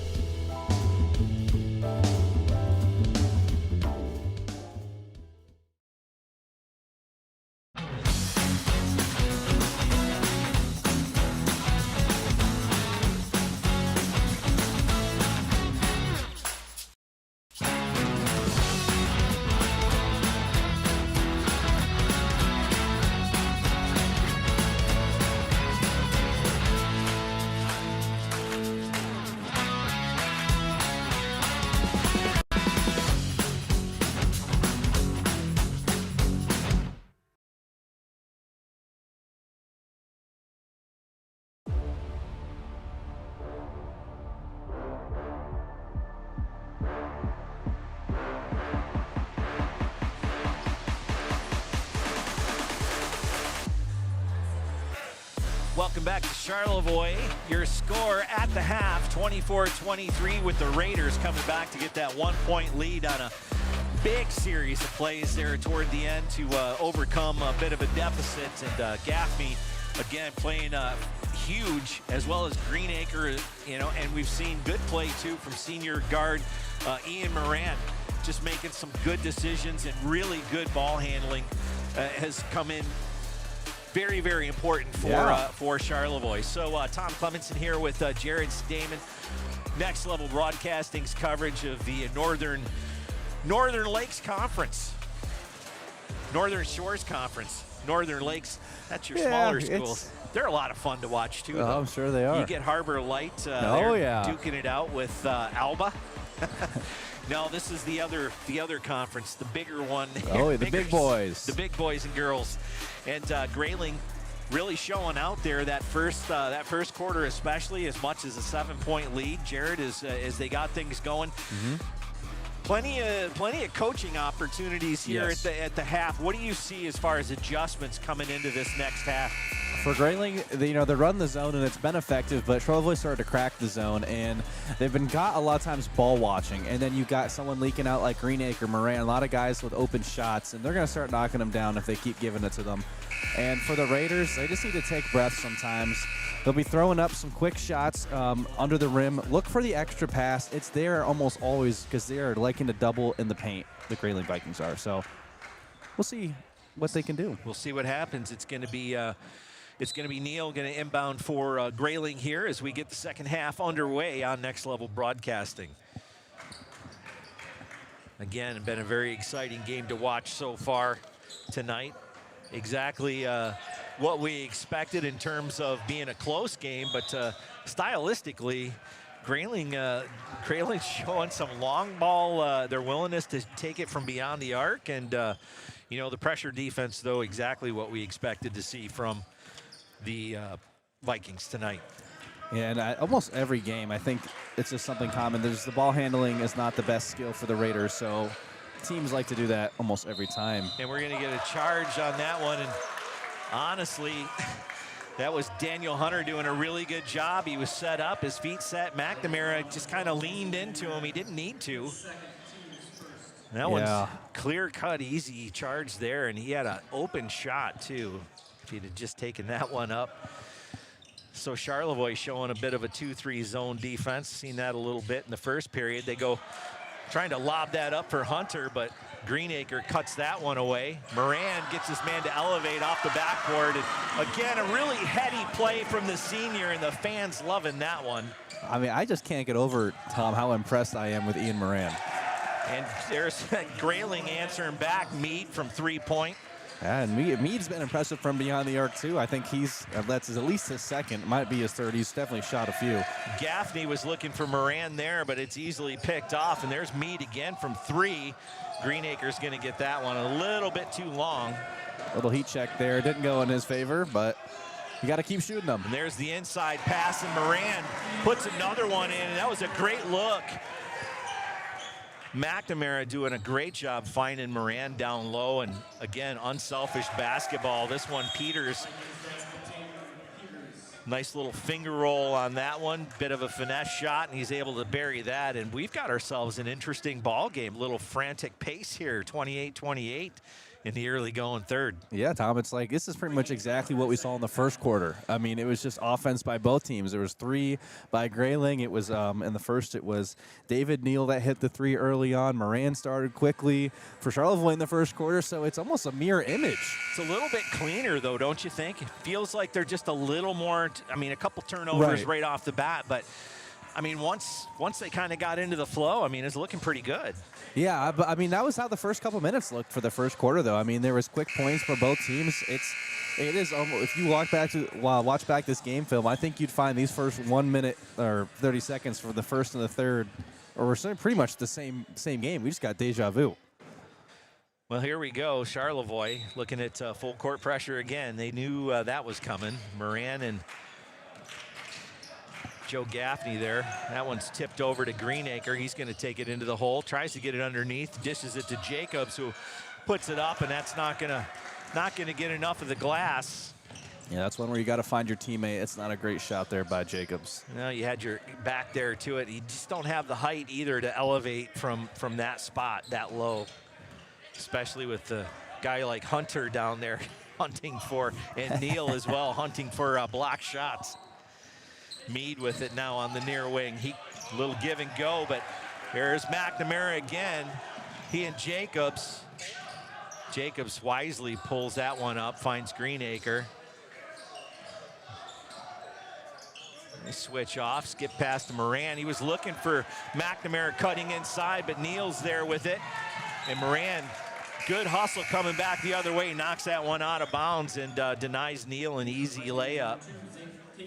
Yeah, that's my bad play. You know, hustling, you made the turnover, make up for it on defense. Good job there by Moran. So all tied up, 28, 5:32 here in the third quarter.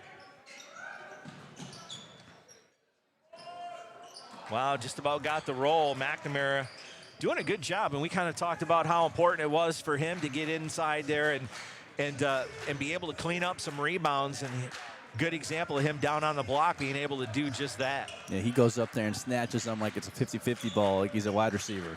He definitely has a nice flow to his game as Gaffney tries to work it inside, gets a little room. Jacobs able to knock that one loose and get it back for Charlevoix. Greenacre was thinking about an NBA three there, but Jacobs puts one up. That's going to go off the heel, and Gaffney's going to pick up a foul there. 23 on 23. Yeah, and Talon Jacobs, you know, he had enough room to spring that, and I was actually happy he shot that. It's a tough shot to make, don't get me wrong, but, you know, you got to be confident. He's only a sophomore. You got to shoot. I mean, the more times you shoot, the more it's going to go in that bucket. You want to try and keep the defense honest as well. So Gaffney picks up the foul, and that's his first tonight. Grayling now with it, coming back the other way. Peters. He was looking for Neal. Give it back out to Peters. There's Neal beyond the arc. He's got Jacobs on him. Lowers his shoulder, tries to get him inside. And we're going to get a foul, and that's called on McNamara. No, I'm sorry. They'll say it's on Jacobs. Yeah, I think he just grabbed a little bit too much of that jersey, trying to hook him a little bit. It was a kind of a toss-up call, but it didn't go their way. It's kind of the way they've been calling the game, though. Jan Chulis now checking in for McNamara.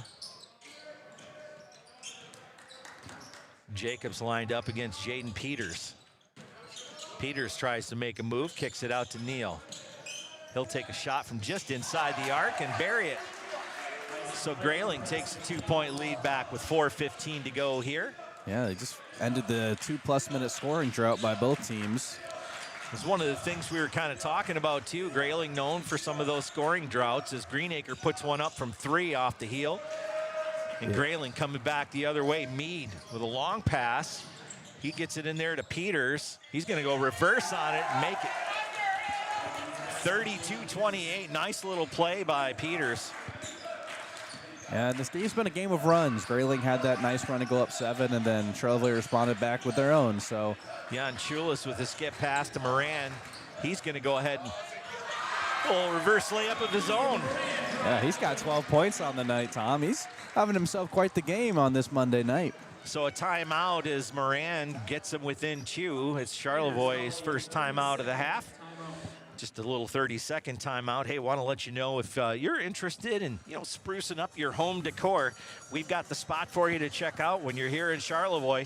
From the minute you walk into the lake house, you're going to feel like that spirit of easy living and life on the water just going to jump right out at you. So discover unique gifts, home decor, and even items for your furry friends.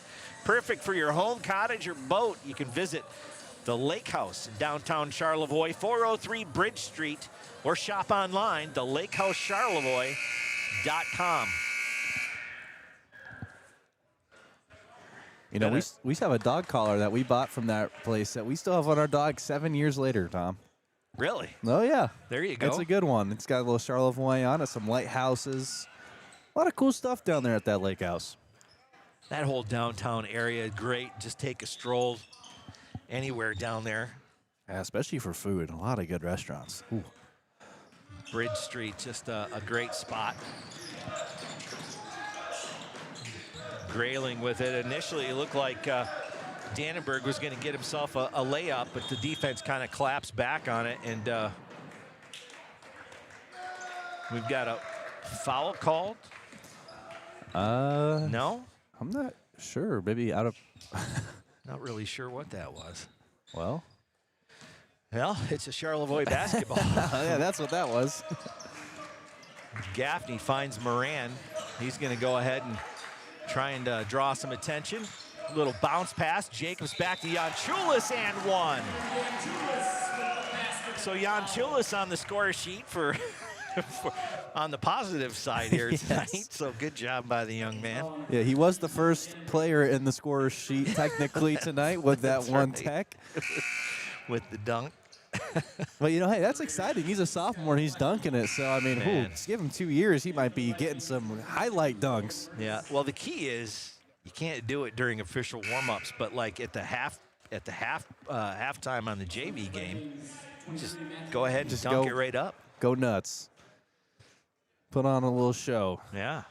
2-point ball game here as Janchulis tied it up with that layup, and now an opportunity for Charlevoix to retake the lead. 3:05 here. And he's going to get the roll and the bounce on that one. Charlevoix with a 33-32 lead here. Grayling coming back. Neal with it. Looking to get that offense going.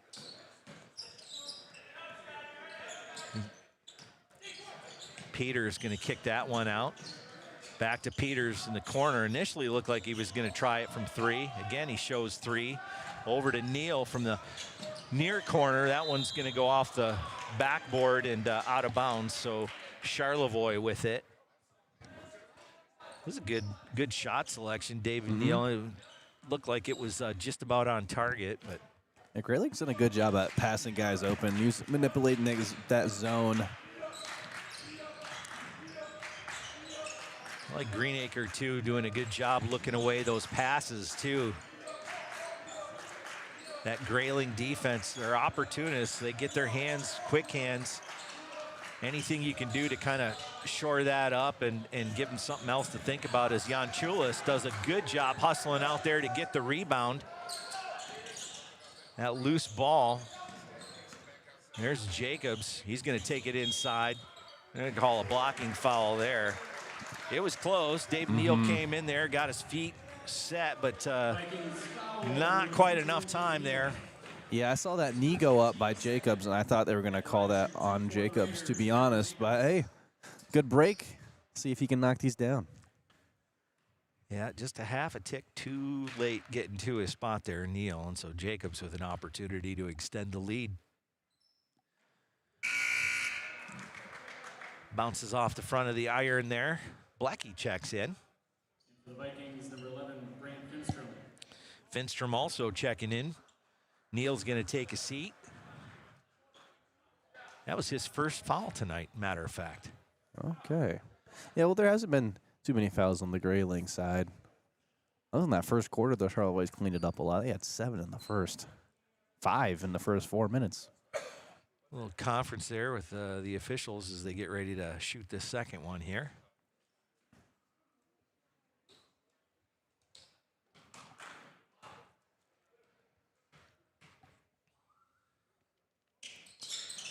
And that one's going to go out as well. Janchulis trying to get in there. And they're going to say it was last touched by Grayling. That's Finstrom that was in there. He and Janchulis both kind of reaching for that. Hey, Janchulis has come in with a fire. I think, that was a purposeful sit by Coach Troshak, maybe to put a little fire under him. And he's responded the way you want, playing extra hard in those limited minutes. Jacobs now on that near wing. He's going to look back to Moran. They find Janchulis at the pivot. There's Blecky off the glass. Nice find. A really good job. Nice ball movement. Blecky in transition to the basket is able to go in, and there's Peters answering right back. And that's kind of been his game too, is finding that seam and just making some good choices with his shot selection tonight. Blecky with it now on the near wing. Greenacre trying to get loose. He's covered by Peters. Peters got some quick feet. He's not going to give him a whole lot of room to work as Moran was looking to get a cutter underneath. Puts that one up, though. Jacobs cleans up the rebound and puts it right back in. Good job by Jacobs being in the right spot. And we're going to get a foul there on Moran. That'll be his third.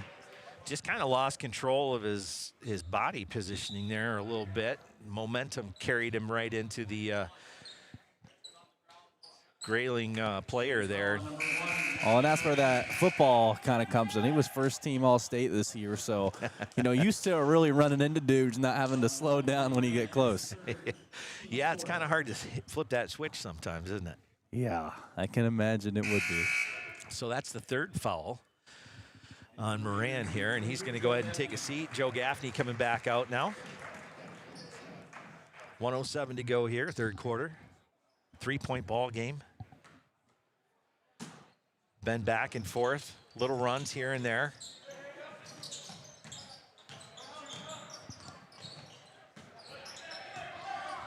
Petiti finds Peters again.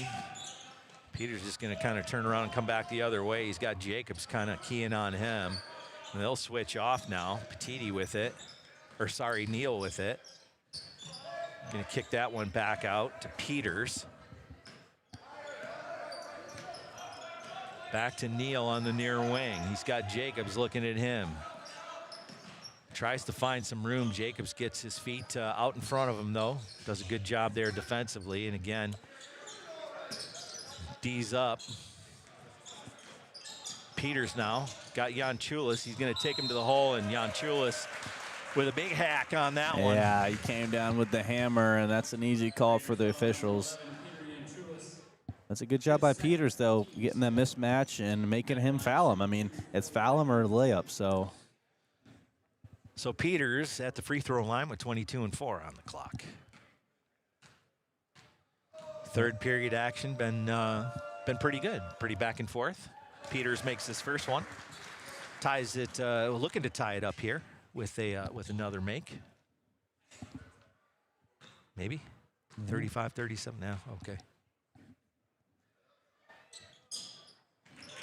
So 1-point ball game. Grayling trailing by 1 here with 21 seconds to go. Full court pressure. Greenacre with it on the near side. Jacobs looking for some room. 10 seconds now on the clock. Over to Blecky. He's wide open. Greenacre draws the foul with 2.5. He was looking at a bounce pass underneath. Jacobs was in the neighborhood, and that's going to be an inbound. Inbound pass here since there was no bonus for Charlevoix. Yeah, all things considered, that's actually might be a good thing for Grayling, that foul. So there's Blecky. He's going to take the shot from 3, and that one's no good. So your score at the end of 3, 37-36 here tonight. And with that, we'll take a step aside. We'll get you all set up for the fourth quarter. That's next on Next Level Broadcasting.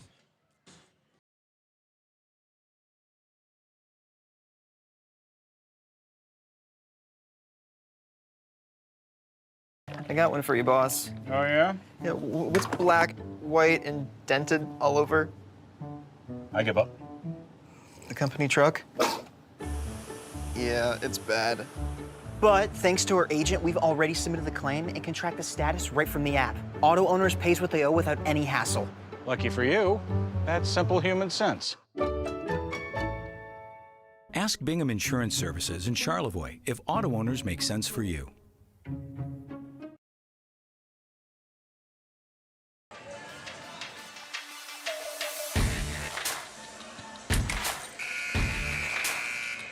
All right, welcome back, Charlevoix, Michigan. Your score at the end of 3, 37-36. Raiders on top, and this one's been back and forth. We've had lead changes galore, and we've had some small runs. Nobody really taking control and taking off with the game so far, Jared. I think our biggest deficit was about 6 or 7 in the first half. Since then, it's been nip and tuck all the way. Yeah, it's been a closely contested one, and it's kind of what we thought. It's going to be a gritty Northern Shores basketball conference. Two teams fighting for a playoff spot, or a chance at a playoff spot.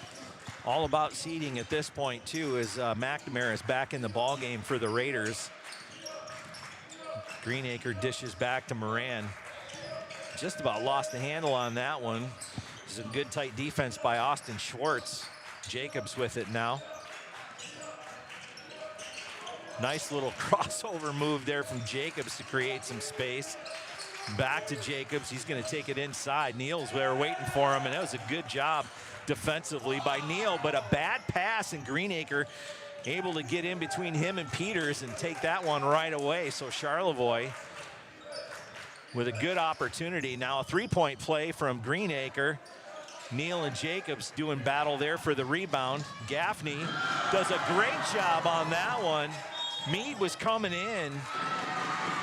Meade was coming in for an easy basket, and Joe Gaffney got his hand on there as he was trying to bring the ball up for the shot and just knocked it loose. And then a travel as Grayling was able to get the ball back. So Charlevoix now with the ball. I was extremely impressive by Joe Gaffney. It was a 2-on-1, and Meade just got greedy, thought he could make it, and Gaffney told him, no thank you, sir. I'm going to take that ball back from you. Jacobs inside pass was looking for Moran. That one's taken away by Grayling. The Vikings coming back. Neal into the corner for Peters. He goes ahead, takes it inside, makes two men miss. Just a really heady play by Jaden Peters. Beautiful footwork there, using that baseline like a tightrope. He had everybody jumping up out of their spots and lays it in there. A little too aggressive on that bounce pass. Jacobs going to go ahead and foul him on that layup opportunity. He's not necessarily convinced about it, but that's all right. Doesn't need to be. Miles Meade from the line now.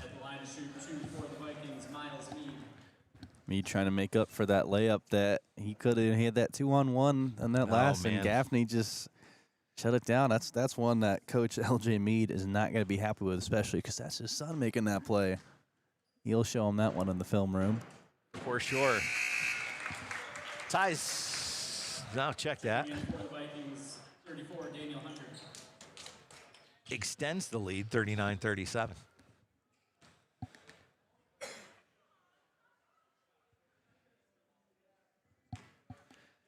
Meade with his second opportunity here, looking to make it a three-point lead. And he does. Nice and smooth there from the free throw line. And boy, oh boy, Jacobs has got to be a little crisper on his passing. There's Moran taking it right in for the layup. A beautiful give and go with McNamara. That's Moran's 14th point. And that was a beautiful assist by McNamara. He's playing a heck of a game, and this is, again, what we usually see from him is just making some of those little plays, those assists, those key rebounds, those key passes. Getting his hands up on defense, helping out on the boards. He's just having himself a really nice game. And they're not even guarding McNamara on that corner. He can sit in the corner wide open. You don't see him take a lot of those long shots either. And Jacobs there gets it back from Gaffney. He's going to try and take it inside. Bounce pass. He's looking for McNamara, and he's going to draw the foul. Looks like that one should be on Hunter. Yeah, and now, there's I'm going to say Meade. Switch McNamara out here just to get a little bit more physical down low. Daniel Hunter has been getting a good job just boxing out McNamara. He's just got that, 2 years older and true center. There's a nice cut there. Good job too, looking all the way in there, and just precision pass there on the inbound. Jacobs doing a good job just cutting in and finding that seam, taking advantage. So a 1-point lead now. Charlevoix back on top.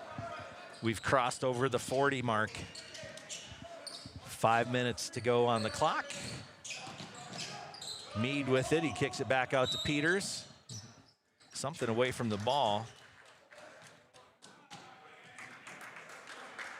Raiders foul on number 21, Talon Jacobs. So Jacobs away from the ball with a push. Team second. And Jacobs wants some clarity on that one. Those are two fouls he did not really think he got, those last two, but, well, that's too bad. It's in the books. It's not the NBA. You don't get too challenged. No, you do not. Oh, goodness. I hope that never comes to high school. Oh, my goodness. We'd never get done with these games.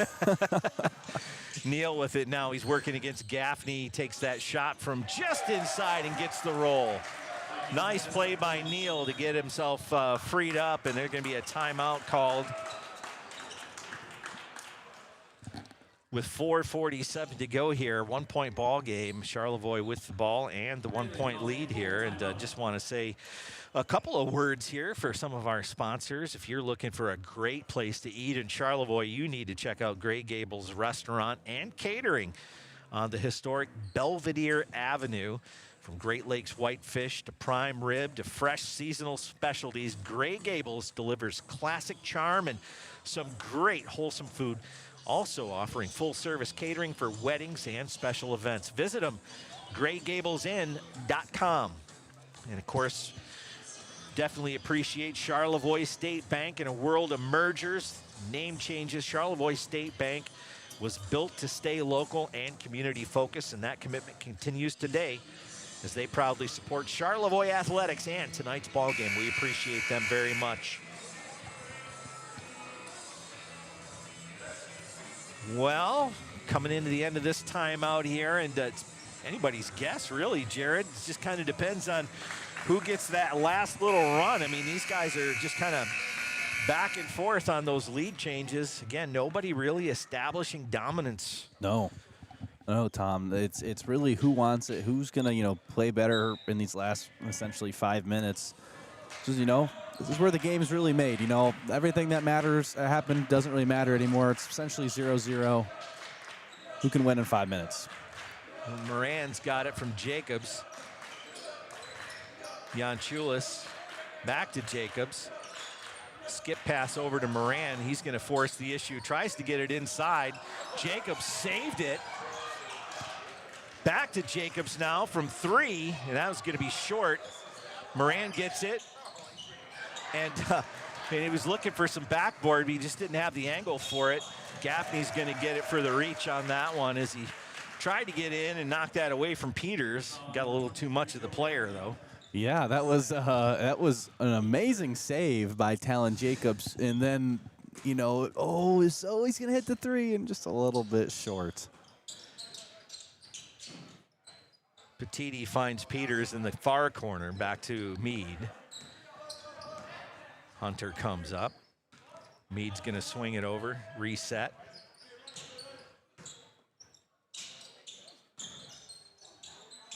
Give and go. Janchulis steps out on Meade. There's Peters inside and gets the roll. Just a beautiful shot.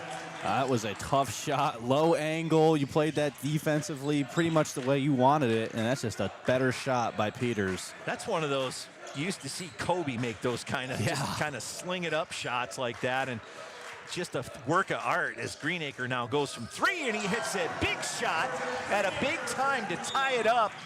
Charlevoix takes the timeout. Yeah, Carter Greenacre with a huge three-pointer there to get them right back into the game and knot it all up.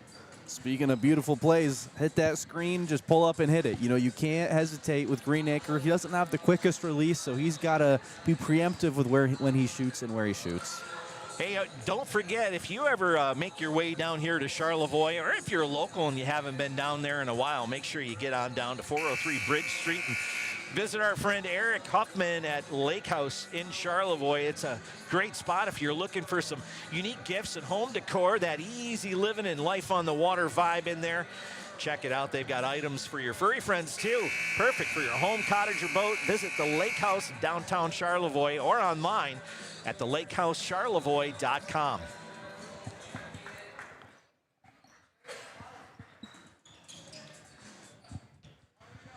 All right, we're getting back to it here. 3:20 on the clock.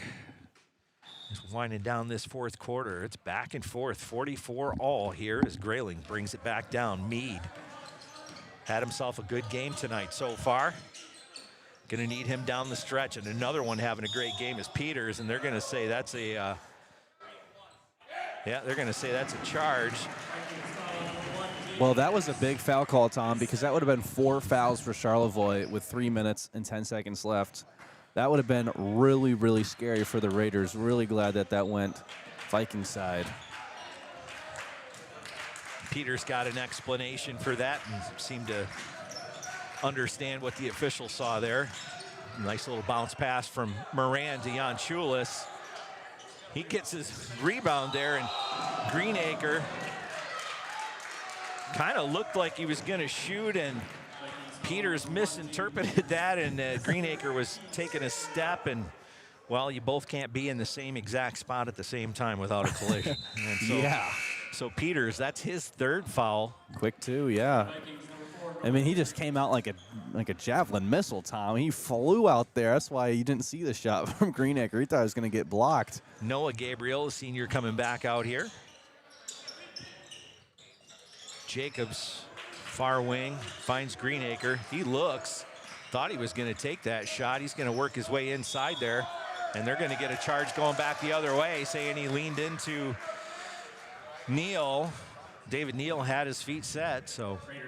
Yeah, well, they've called that all game, so I'll give it to that. Yeah, I'm not sure if I did see a charge there, but it's the way they've called it, so can't be too upset. So Meade bringing it back down, 2:35 on the clock.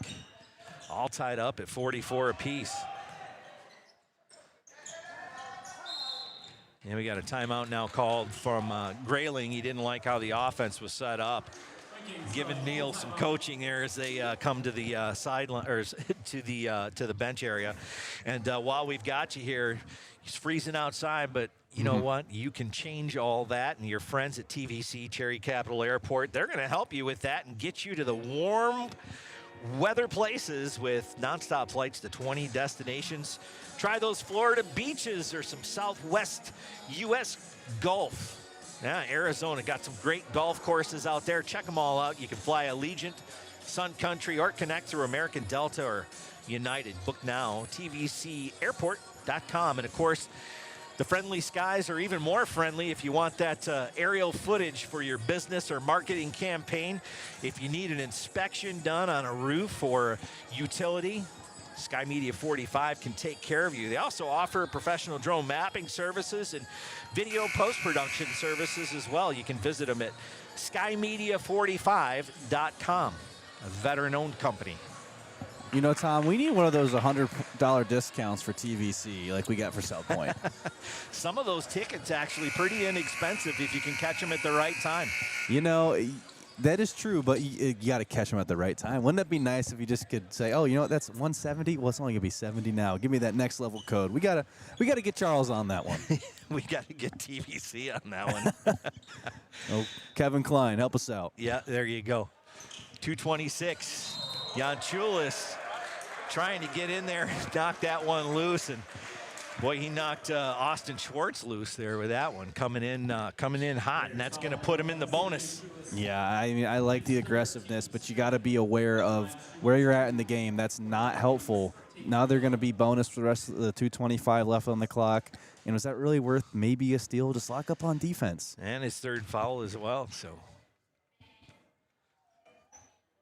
Schwartz buries that first one, gives Grayling the lead back. They've been pretty good. The opportunities they have had at the in the second half from the free throw line, they've taken full advantage. Yeah, I mean, they call it the charity stripe for a reason. It's, you know, essentially free untimed points. Once you start getting them down, as second one is not good, but you can't really win games when you're giving them 10 plus and you've only shot a few.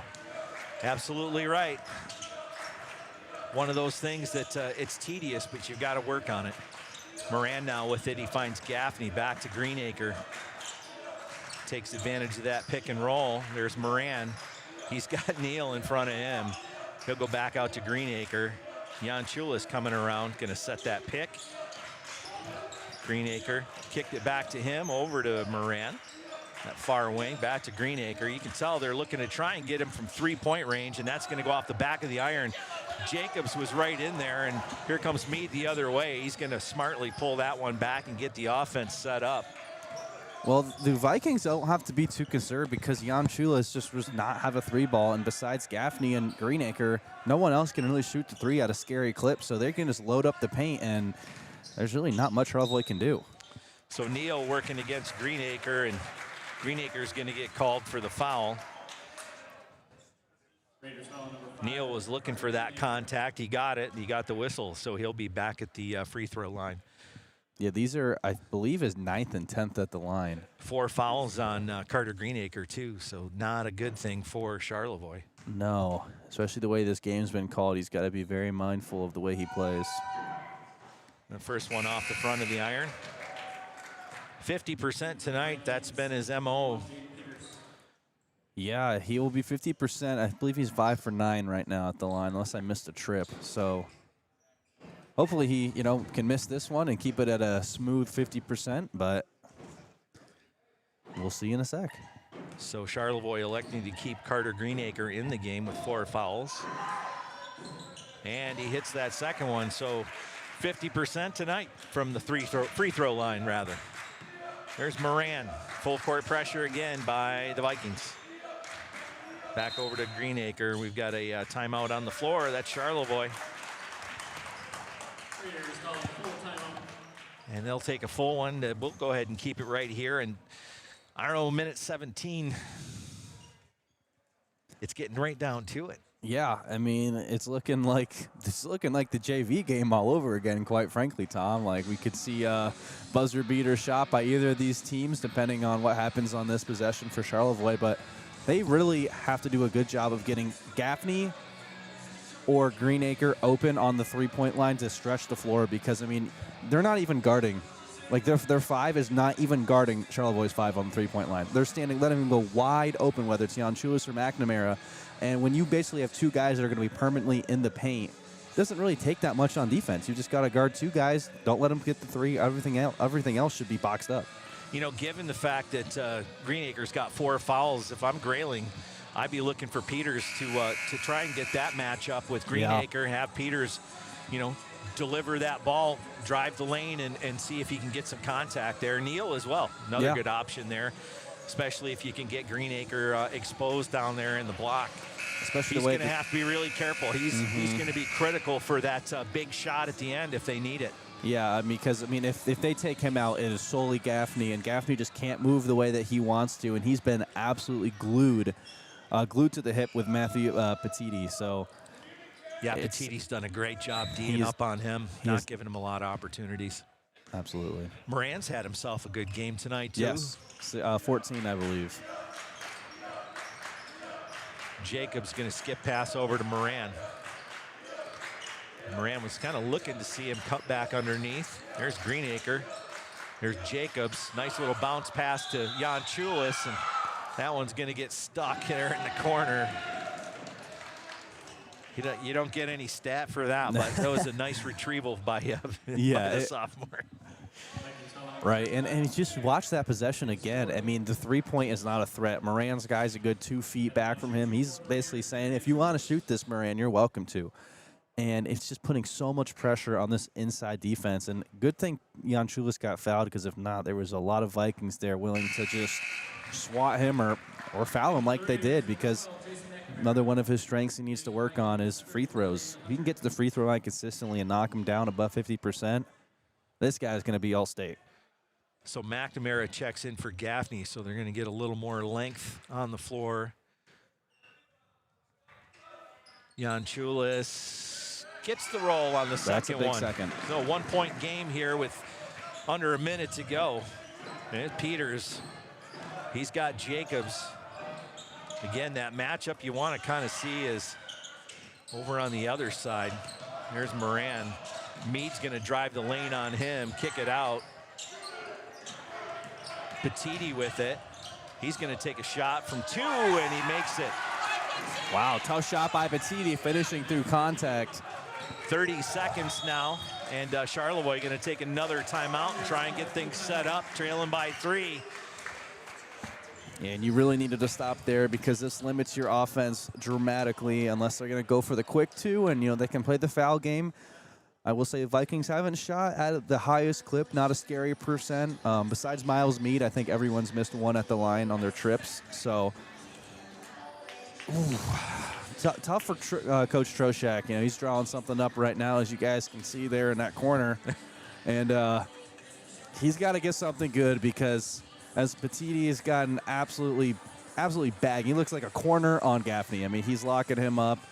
And they're just playing Greenacre on the threes hard because if he drives, there's two guys in the paint waiting for him. Yeah, we'll see who he's got coming out here on this last possession. Looks like it might be Gaffney coming back in. Yeah, they need him to be on the floor. They need some guy to at least threaten the three, take one guy out of the picture. So Charlevoix looking to try and get back into this thing. They're trailed by 3. We're well under a minute. When we bring it back out here, Charlevoix with the ball. Ask you all also stick around for the Gray Gables post-game show. Give you just a quick wrap-up of tonight's action, however that turns out. Yeah, who knows? The post-game show might have to be delayed after OT, Tom, the way that, we could have a double back-to-backs. Yeah, JV went the extra period to get that one settled. And it was the visitors that came away with the win there. And right now, the visitors with the lead. And under 30 seconds here as Moran puts a move on Meade and gets it in there. He's going to go ahead and push it inside. There's Gaffney from 3 and off the front of the iron. Coming back the other way, and that pass is a little long for Meade, and it's a turnover with 13 and 2 on the clock. And wow. Charlevoix with an opportunity to get one more shot if they can get that across quickly. Yeah, and they're going to see their timeout. That was a big blow by Grayling. They had a wide open. Miles Meade had a whole head of steam and the basket as his enemy there. He would have been able to put him up 5 points with 13-ish seconds left. But just the errant pass, I think he got too excited when he saw he was so wide open, Tom. Keep in mind, too, Grayling's got a foul to give. They're not in the bonus yet, so. Yeah, this is a tough shot. But I will say, Gaffney, if you give him that shot again, I feel confident that he can knock that down again. He's got a quick release. He knows the moment. Senior, 1,000-point scorer, unfazed by the moment. He's got to be the guy that takes this shot. They got to do a good job. Set double screens, whatever you need to get this guy open. Yeah, Carter Greenacre, another option though. If your right. first option's not there, he's definitely willing and able to hit from long range. Yeah, don't get me wrong, Greenacre can hit it, but I just think something of Gaffney just knows the moment, and when pound for pound, he is their best 3-point shooter. I think when it's all said and done, when Greenacre's a senior, maybe you could say something a little different. But right now, your guy who was All-State last year and knows the moment. So they've got him set up near the end of the basket there. Here's Moran with it, 12 seconds, and he's going to go ahead and be deliberate. There's Greenacre, steps over, and buries it! 3-point play! Carter Greenacre in the clutch. The sophomore with the biggest shot of his career so far ties it all up, and can you believe it, Jared? No. We're going to overtime again. Wow. That was everything you drew, what we wanted, from a viewer perspective, and just Greenacre, the first 3 wasn't there, has to dribble to the left and throws it off 1 foot. It looked like it was almost a long-range floater, but next thing you know, it's a game-winning or game-tying 3, send it to OT. The follow-through on that shot was just a thing of beauty. He was off balance, but the follow-through, while his body kind of got collected underneath, just a beautiful scorer's touch. And how about Ian Moran working that defense to try and get him loose and able to find Greenacre on that pass. And, of course, that little step over to the left, and he was able to get it. And man, oh, man. Talk about a big shot and a big moment. That is definitely something to grow on. Absolutely. And I'm telling you what, man, the Northern Shores Conference better look out. This kid's going to be around for a couple of more years. Oh, yeah. I mean, we can criticize these Raiders, but it's all because they're youthful. I mean, they're a youthful squad. I mean, you're not going to see a varsity team that starts as many sophomores that may play very meaningful minutes. I mean, this squad, by the time that they're seniors, will be extremely battle-tested and gritty. And we've got 4 more minutes, to see if they can keep this one safe at home. But, just in case you guys at home do not know, the fouls will stay the same. So still one more. Vikings will be in the bonus for the rest of the game, and Raiders will be 1 foul away from the bonus. And keep in mind, Carter Greenacre got 4 fouls at the moment. Yeah. So Neal's going to win that one on the jump, and Grayling with the ball to start out. Here's Peters looking at Jacobs. Looking for a little bit of room. Jacobs not giving him a whole lot. And they find Neal, or rather, underneath. Jacobs tried to jump that. Peters able to keep a hold of it. Petiti now just inside the arc. Gaffney in the middle of that, able to fight him off, and Moran with it coming back the other way. They find Greenacre. He's calling Jan Chulis around. Back over to Moran. He's outside the arc. Generally not a guy that's going to shoot from out there. Back to Moran. Jacobs wide open. Thought about it. Taking it inside anyway. Jan Chulis gets the loose ball. Kicks it out to Moran. He's going to go for 3, and that's going to go off the iron. See who touched it. They say Joe Gaffney touched it last.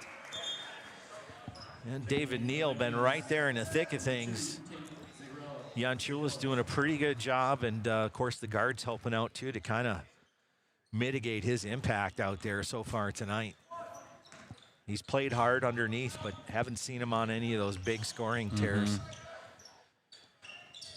Meade again playing a nice game tonight. Quarterback in that offense finds Peters underneath and off the glass and in. Yeah, Peters is too good under there. You got to limit him. You got to let him shoot threes, because once he gets that first step on you, that's money. You got to be ready to help out too defensively, and that can expose you somewhere else. And they're pretty good as a passing team, so kind of pick your poison as Greenacre.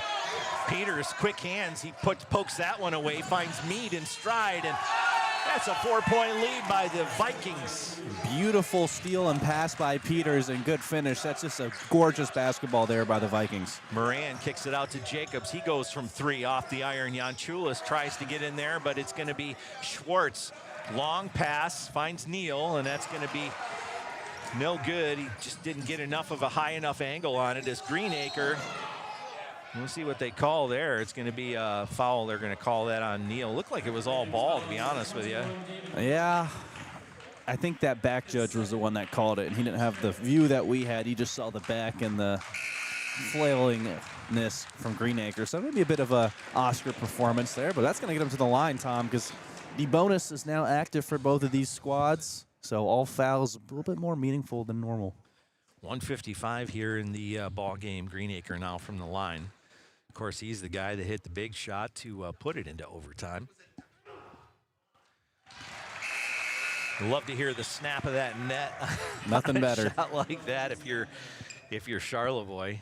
McNamara checking back into the game. Gaffney going to take a little bit of a breather here. And he makes the second one. Brings it within 2 now. Peters taking it across for Grayling. The Vikings looking to add to this. They want to keep that lead. Meade from long range, and he hits it from 3. That was a big-time shot. Yeah, that's a no fear of the moment shot right there by Meade. Moran takes it underneath, working against Neal. He doesn't have a lot of help. He's going to put it up there. Not a really well-advised shot, and didn't even get the iron now. Neal bringing it back. Peters has it. Jan Chulis steps out on him, and rare miss from Peters. Yeah, just a little too hard on the iron there as it bounced out. Greenacre now coming back the other way. We were looking for a travel there. They're not going to get it. Moran not paying attention. Schwartz picks his pocket. And Grayling is going to call a timeout with a minute to go here and a 5-point lead. Boy, things turn around quickly. Grayling, and we talked about it, whoever was going to have that last run was likely going to pull away. Now, you got a little bit of time if you're Charlevoix, but Again, you're not making things easy for yourself. No, they just keep turning the ball over there. Moran just getting a little flustered, making some mental errors that he's going to be kicking himself for the rest of the night. But still, there still is plenty of time, though. With 1 minute left, you've got a very clutch shooter in Gaffney and Greenacre, as we saw live. And, your playmaker's going to make plays. You got to draw up some good defense here for Coach Trocheck. Tell your boys to relax, play defense, play your game. You got a minute left to prove it. Plenty of time. Yeah, if you're Grayling, you're looking to get that ball into Peters or Meade, Yes. and just kind of see how that goes. And of course, they're not in a rush. No, not in the slightest. Credit to Meade there. He had enough time there. No one was guarding him. He trusts his shot. He knows the moment. That's just exactly what you want good players to do. Moments the brightest. They're going to take the best shot. Even if it's not the best shot, it's a shot because they're confident. Well, that was an NBA three-pointer, too. Yeah. He had it from way beyond the arc. And it was pure. I don't even know if that touched the rim. Oh, it was a beautiful shot. Nice job. And that one taken away. There's Jacobs going to lay that one in. And so now it's a three-point game. And Charlevoix going to quickly call a timeout. So we're into it now. 53 seconds on the clock. 3-point game. Jacobs doing a great job jumping that pass and being able to take it in for the easy basket. And Peter smartly kind of doesn't give him anything crazy. So I don't know. Do you foul in that situation though? Make him make it from the free throw line? Might as well. Yeah. Well, Peters has what? He has 3 right now. So Yeah, put him sure. at 4. I think depending on the player, fouling is the correct play there. If I'm, Peters, I've been playing debatably the best ball on my team, at least, in that. Well, Meade's been pretty good too. It's been a team effort, quite frankly, but sure. Near the end, Peters has really taken over, just driving to the rim, making those contested lays. I think that was the right play to let him make it because it was a tough one. He was sprinting down the court, and for viewers at home, Talon Jacobs is a lefty. That wasn't a left-handed shot out of necessarily skill. It's his dominant hand, so he's more comfortable with that left. Yeah, there's a couple of left-handers they've got there on the Charlevoix team as well. So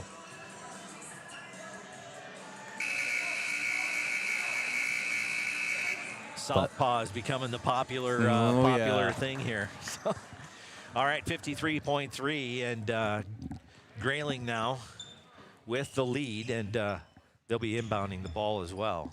Yeah, but it was only 7 seconds that it took them to get that point back to a one-possession game, so I got to watch out on this inbound. Charlevoix is scrappy and ready. Yeah, if you're Grayling, you got to do a good job taking care of the ball. And they're able to get it inbounded. Now you've got to beat that 5-second clock. Blecky's coming in on Peters. Neal, that's going to be Jan Chulis. Got him across the head. Yeah. Yeah, that's an easy call. I'm not sure what he's kind of trying to argue there. That was...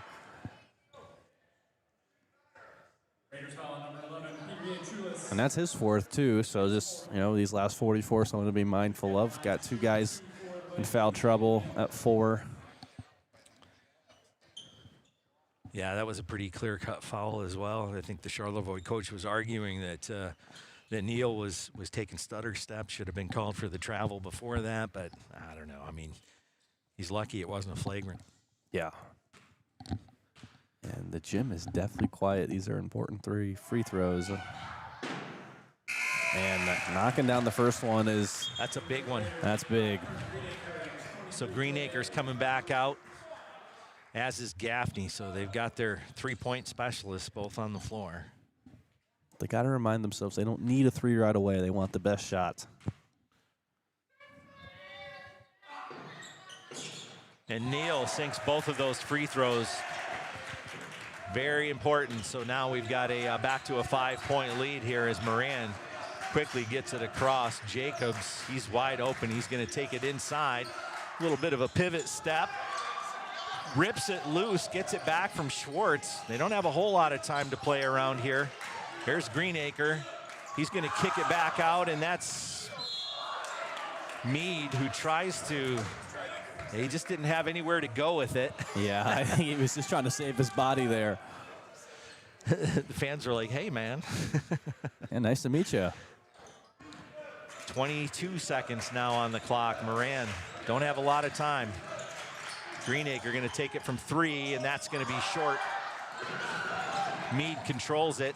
Over to Peters. Over to Neal, and they're going to foul him. That's Jacobs with 8.2, and it's not looking good at all for the home team. And you know, Tom, a little early post game is the free throw discrepancy. This is going to be 13 and 14 just alone for David Neal, excuse me. I mean, I don't know if the Raiders got up to 8. Maybe they got up to 8, but I mean, when you know the refs are calling a game the way they've called it, and you gotta be aggressive. You gotta know how to take advantage of the way the game's called. Yeah, calling it pretty tight. Neal sinks the first one. 6-point ball game now. Looking to make it a 3-possession game, and doesn't get the roll. Yanchulis quickly to Jacobs, 5 seconds. Jacobs from long range banks it in. You got to be kidding me. Bank that one in from Narnia, Tom. Holy smokes. He was just across the half-court line when he banked that one in. Did he call glass? That's the question. I don't think he cares. So Charlevoix going to want a little bit of time on that clock. Yeah, I think it should be around 2 seconds, but right now they've got it at 0.8, which is not early enough for anything magical to happen. No, you've really got to intercept it right on the inbound and tip it in. And pray. It's got to be a tap in. That's going to be a big bill. That's a tough one, and you got to do it from 3-point range too. Yeah, so. No kidding. Just for the chance to play some more basketball. Not even for the win. If you're Grayling, you just need a clean inbound. That's it. Yep. That's it. You can't afford a 5-second violation. No, and the thing is, Charlevoix has not been giving them anything easy, so it's all out there. Anything could happen, Tom. Seen 2 overtimes tonight. I'm ready to fly. Well, the Viking JV squad came away winners in their game in the overtime, sure did. and it's looking like the varsity team here, the Vikings, going to also be able to come away with a win and split the series with Charlevoix here this season. Well, they put 1.4 back on, so 0.6 seconds. Praying for a miracle tonight in Charlevoix. So it's Peters doing the duty there for Grayling on the inbound. Jacobs is right there. They're going to find Neal, and that's going to be the ball game. And so there you are, final score. The visiting Vikings come away with the win, 58-55. We'll be back with your Gray Gables postgame show coming up next on Next Level Broadcasting. Stay right here.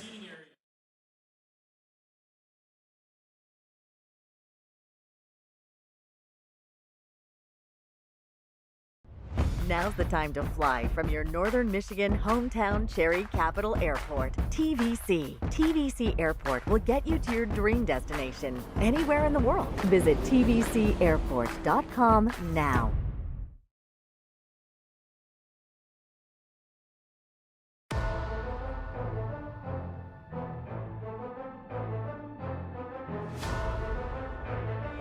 All right, welcome to the Gray Gables post-game show. Tom Clemenson here with Jared Stamen, and of course, great game, overtime thriller. We had 2 in a row tonight. Yeah. And, didn't work out in Charlevoix's favor tonight, but nonetheless, an exciting game. And if you're a fan of basketball, you definitely loved this one. It was a lot of back and forth action. Both teams with opportunities to put this one away. And in the end, it was Grayling that got the job done. And Jared, any thoughts from you on just what you saw here tonight? Well, clutch shots. I mean, I want to just give a ton of credit. We mentioned, but Miles Meade had that nice deep 3 with about 1:30 left in OT, and that, it was pretty much the dagger that killed Charlevoix.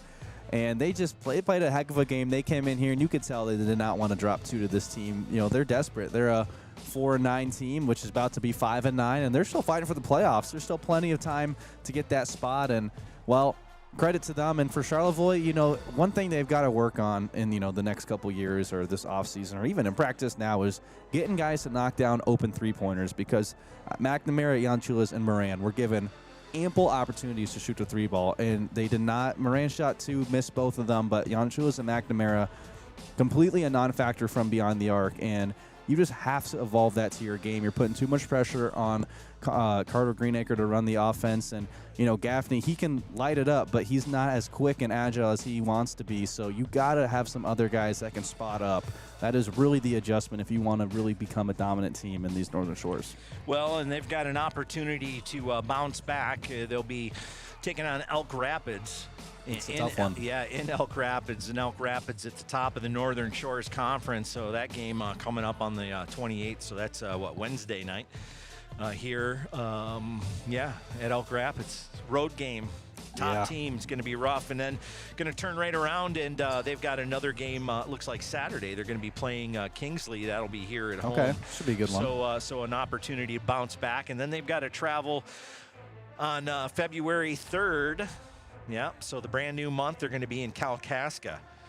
That was an overtime thrill we were at a couple weeks ago, Tom. That's right. And, Kalkaska is going to be looking for some get back on that. They'll have Boyne City following that. East Jordan going to be coming into town on the 9th.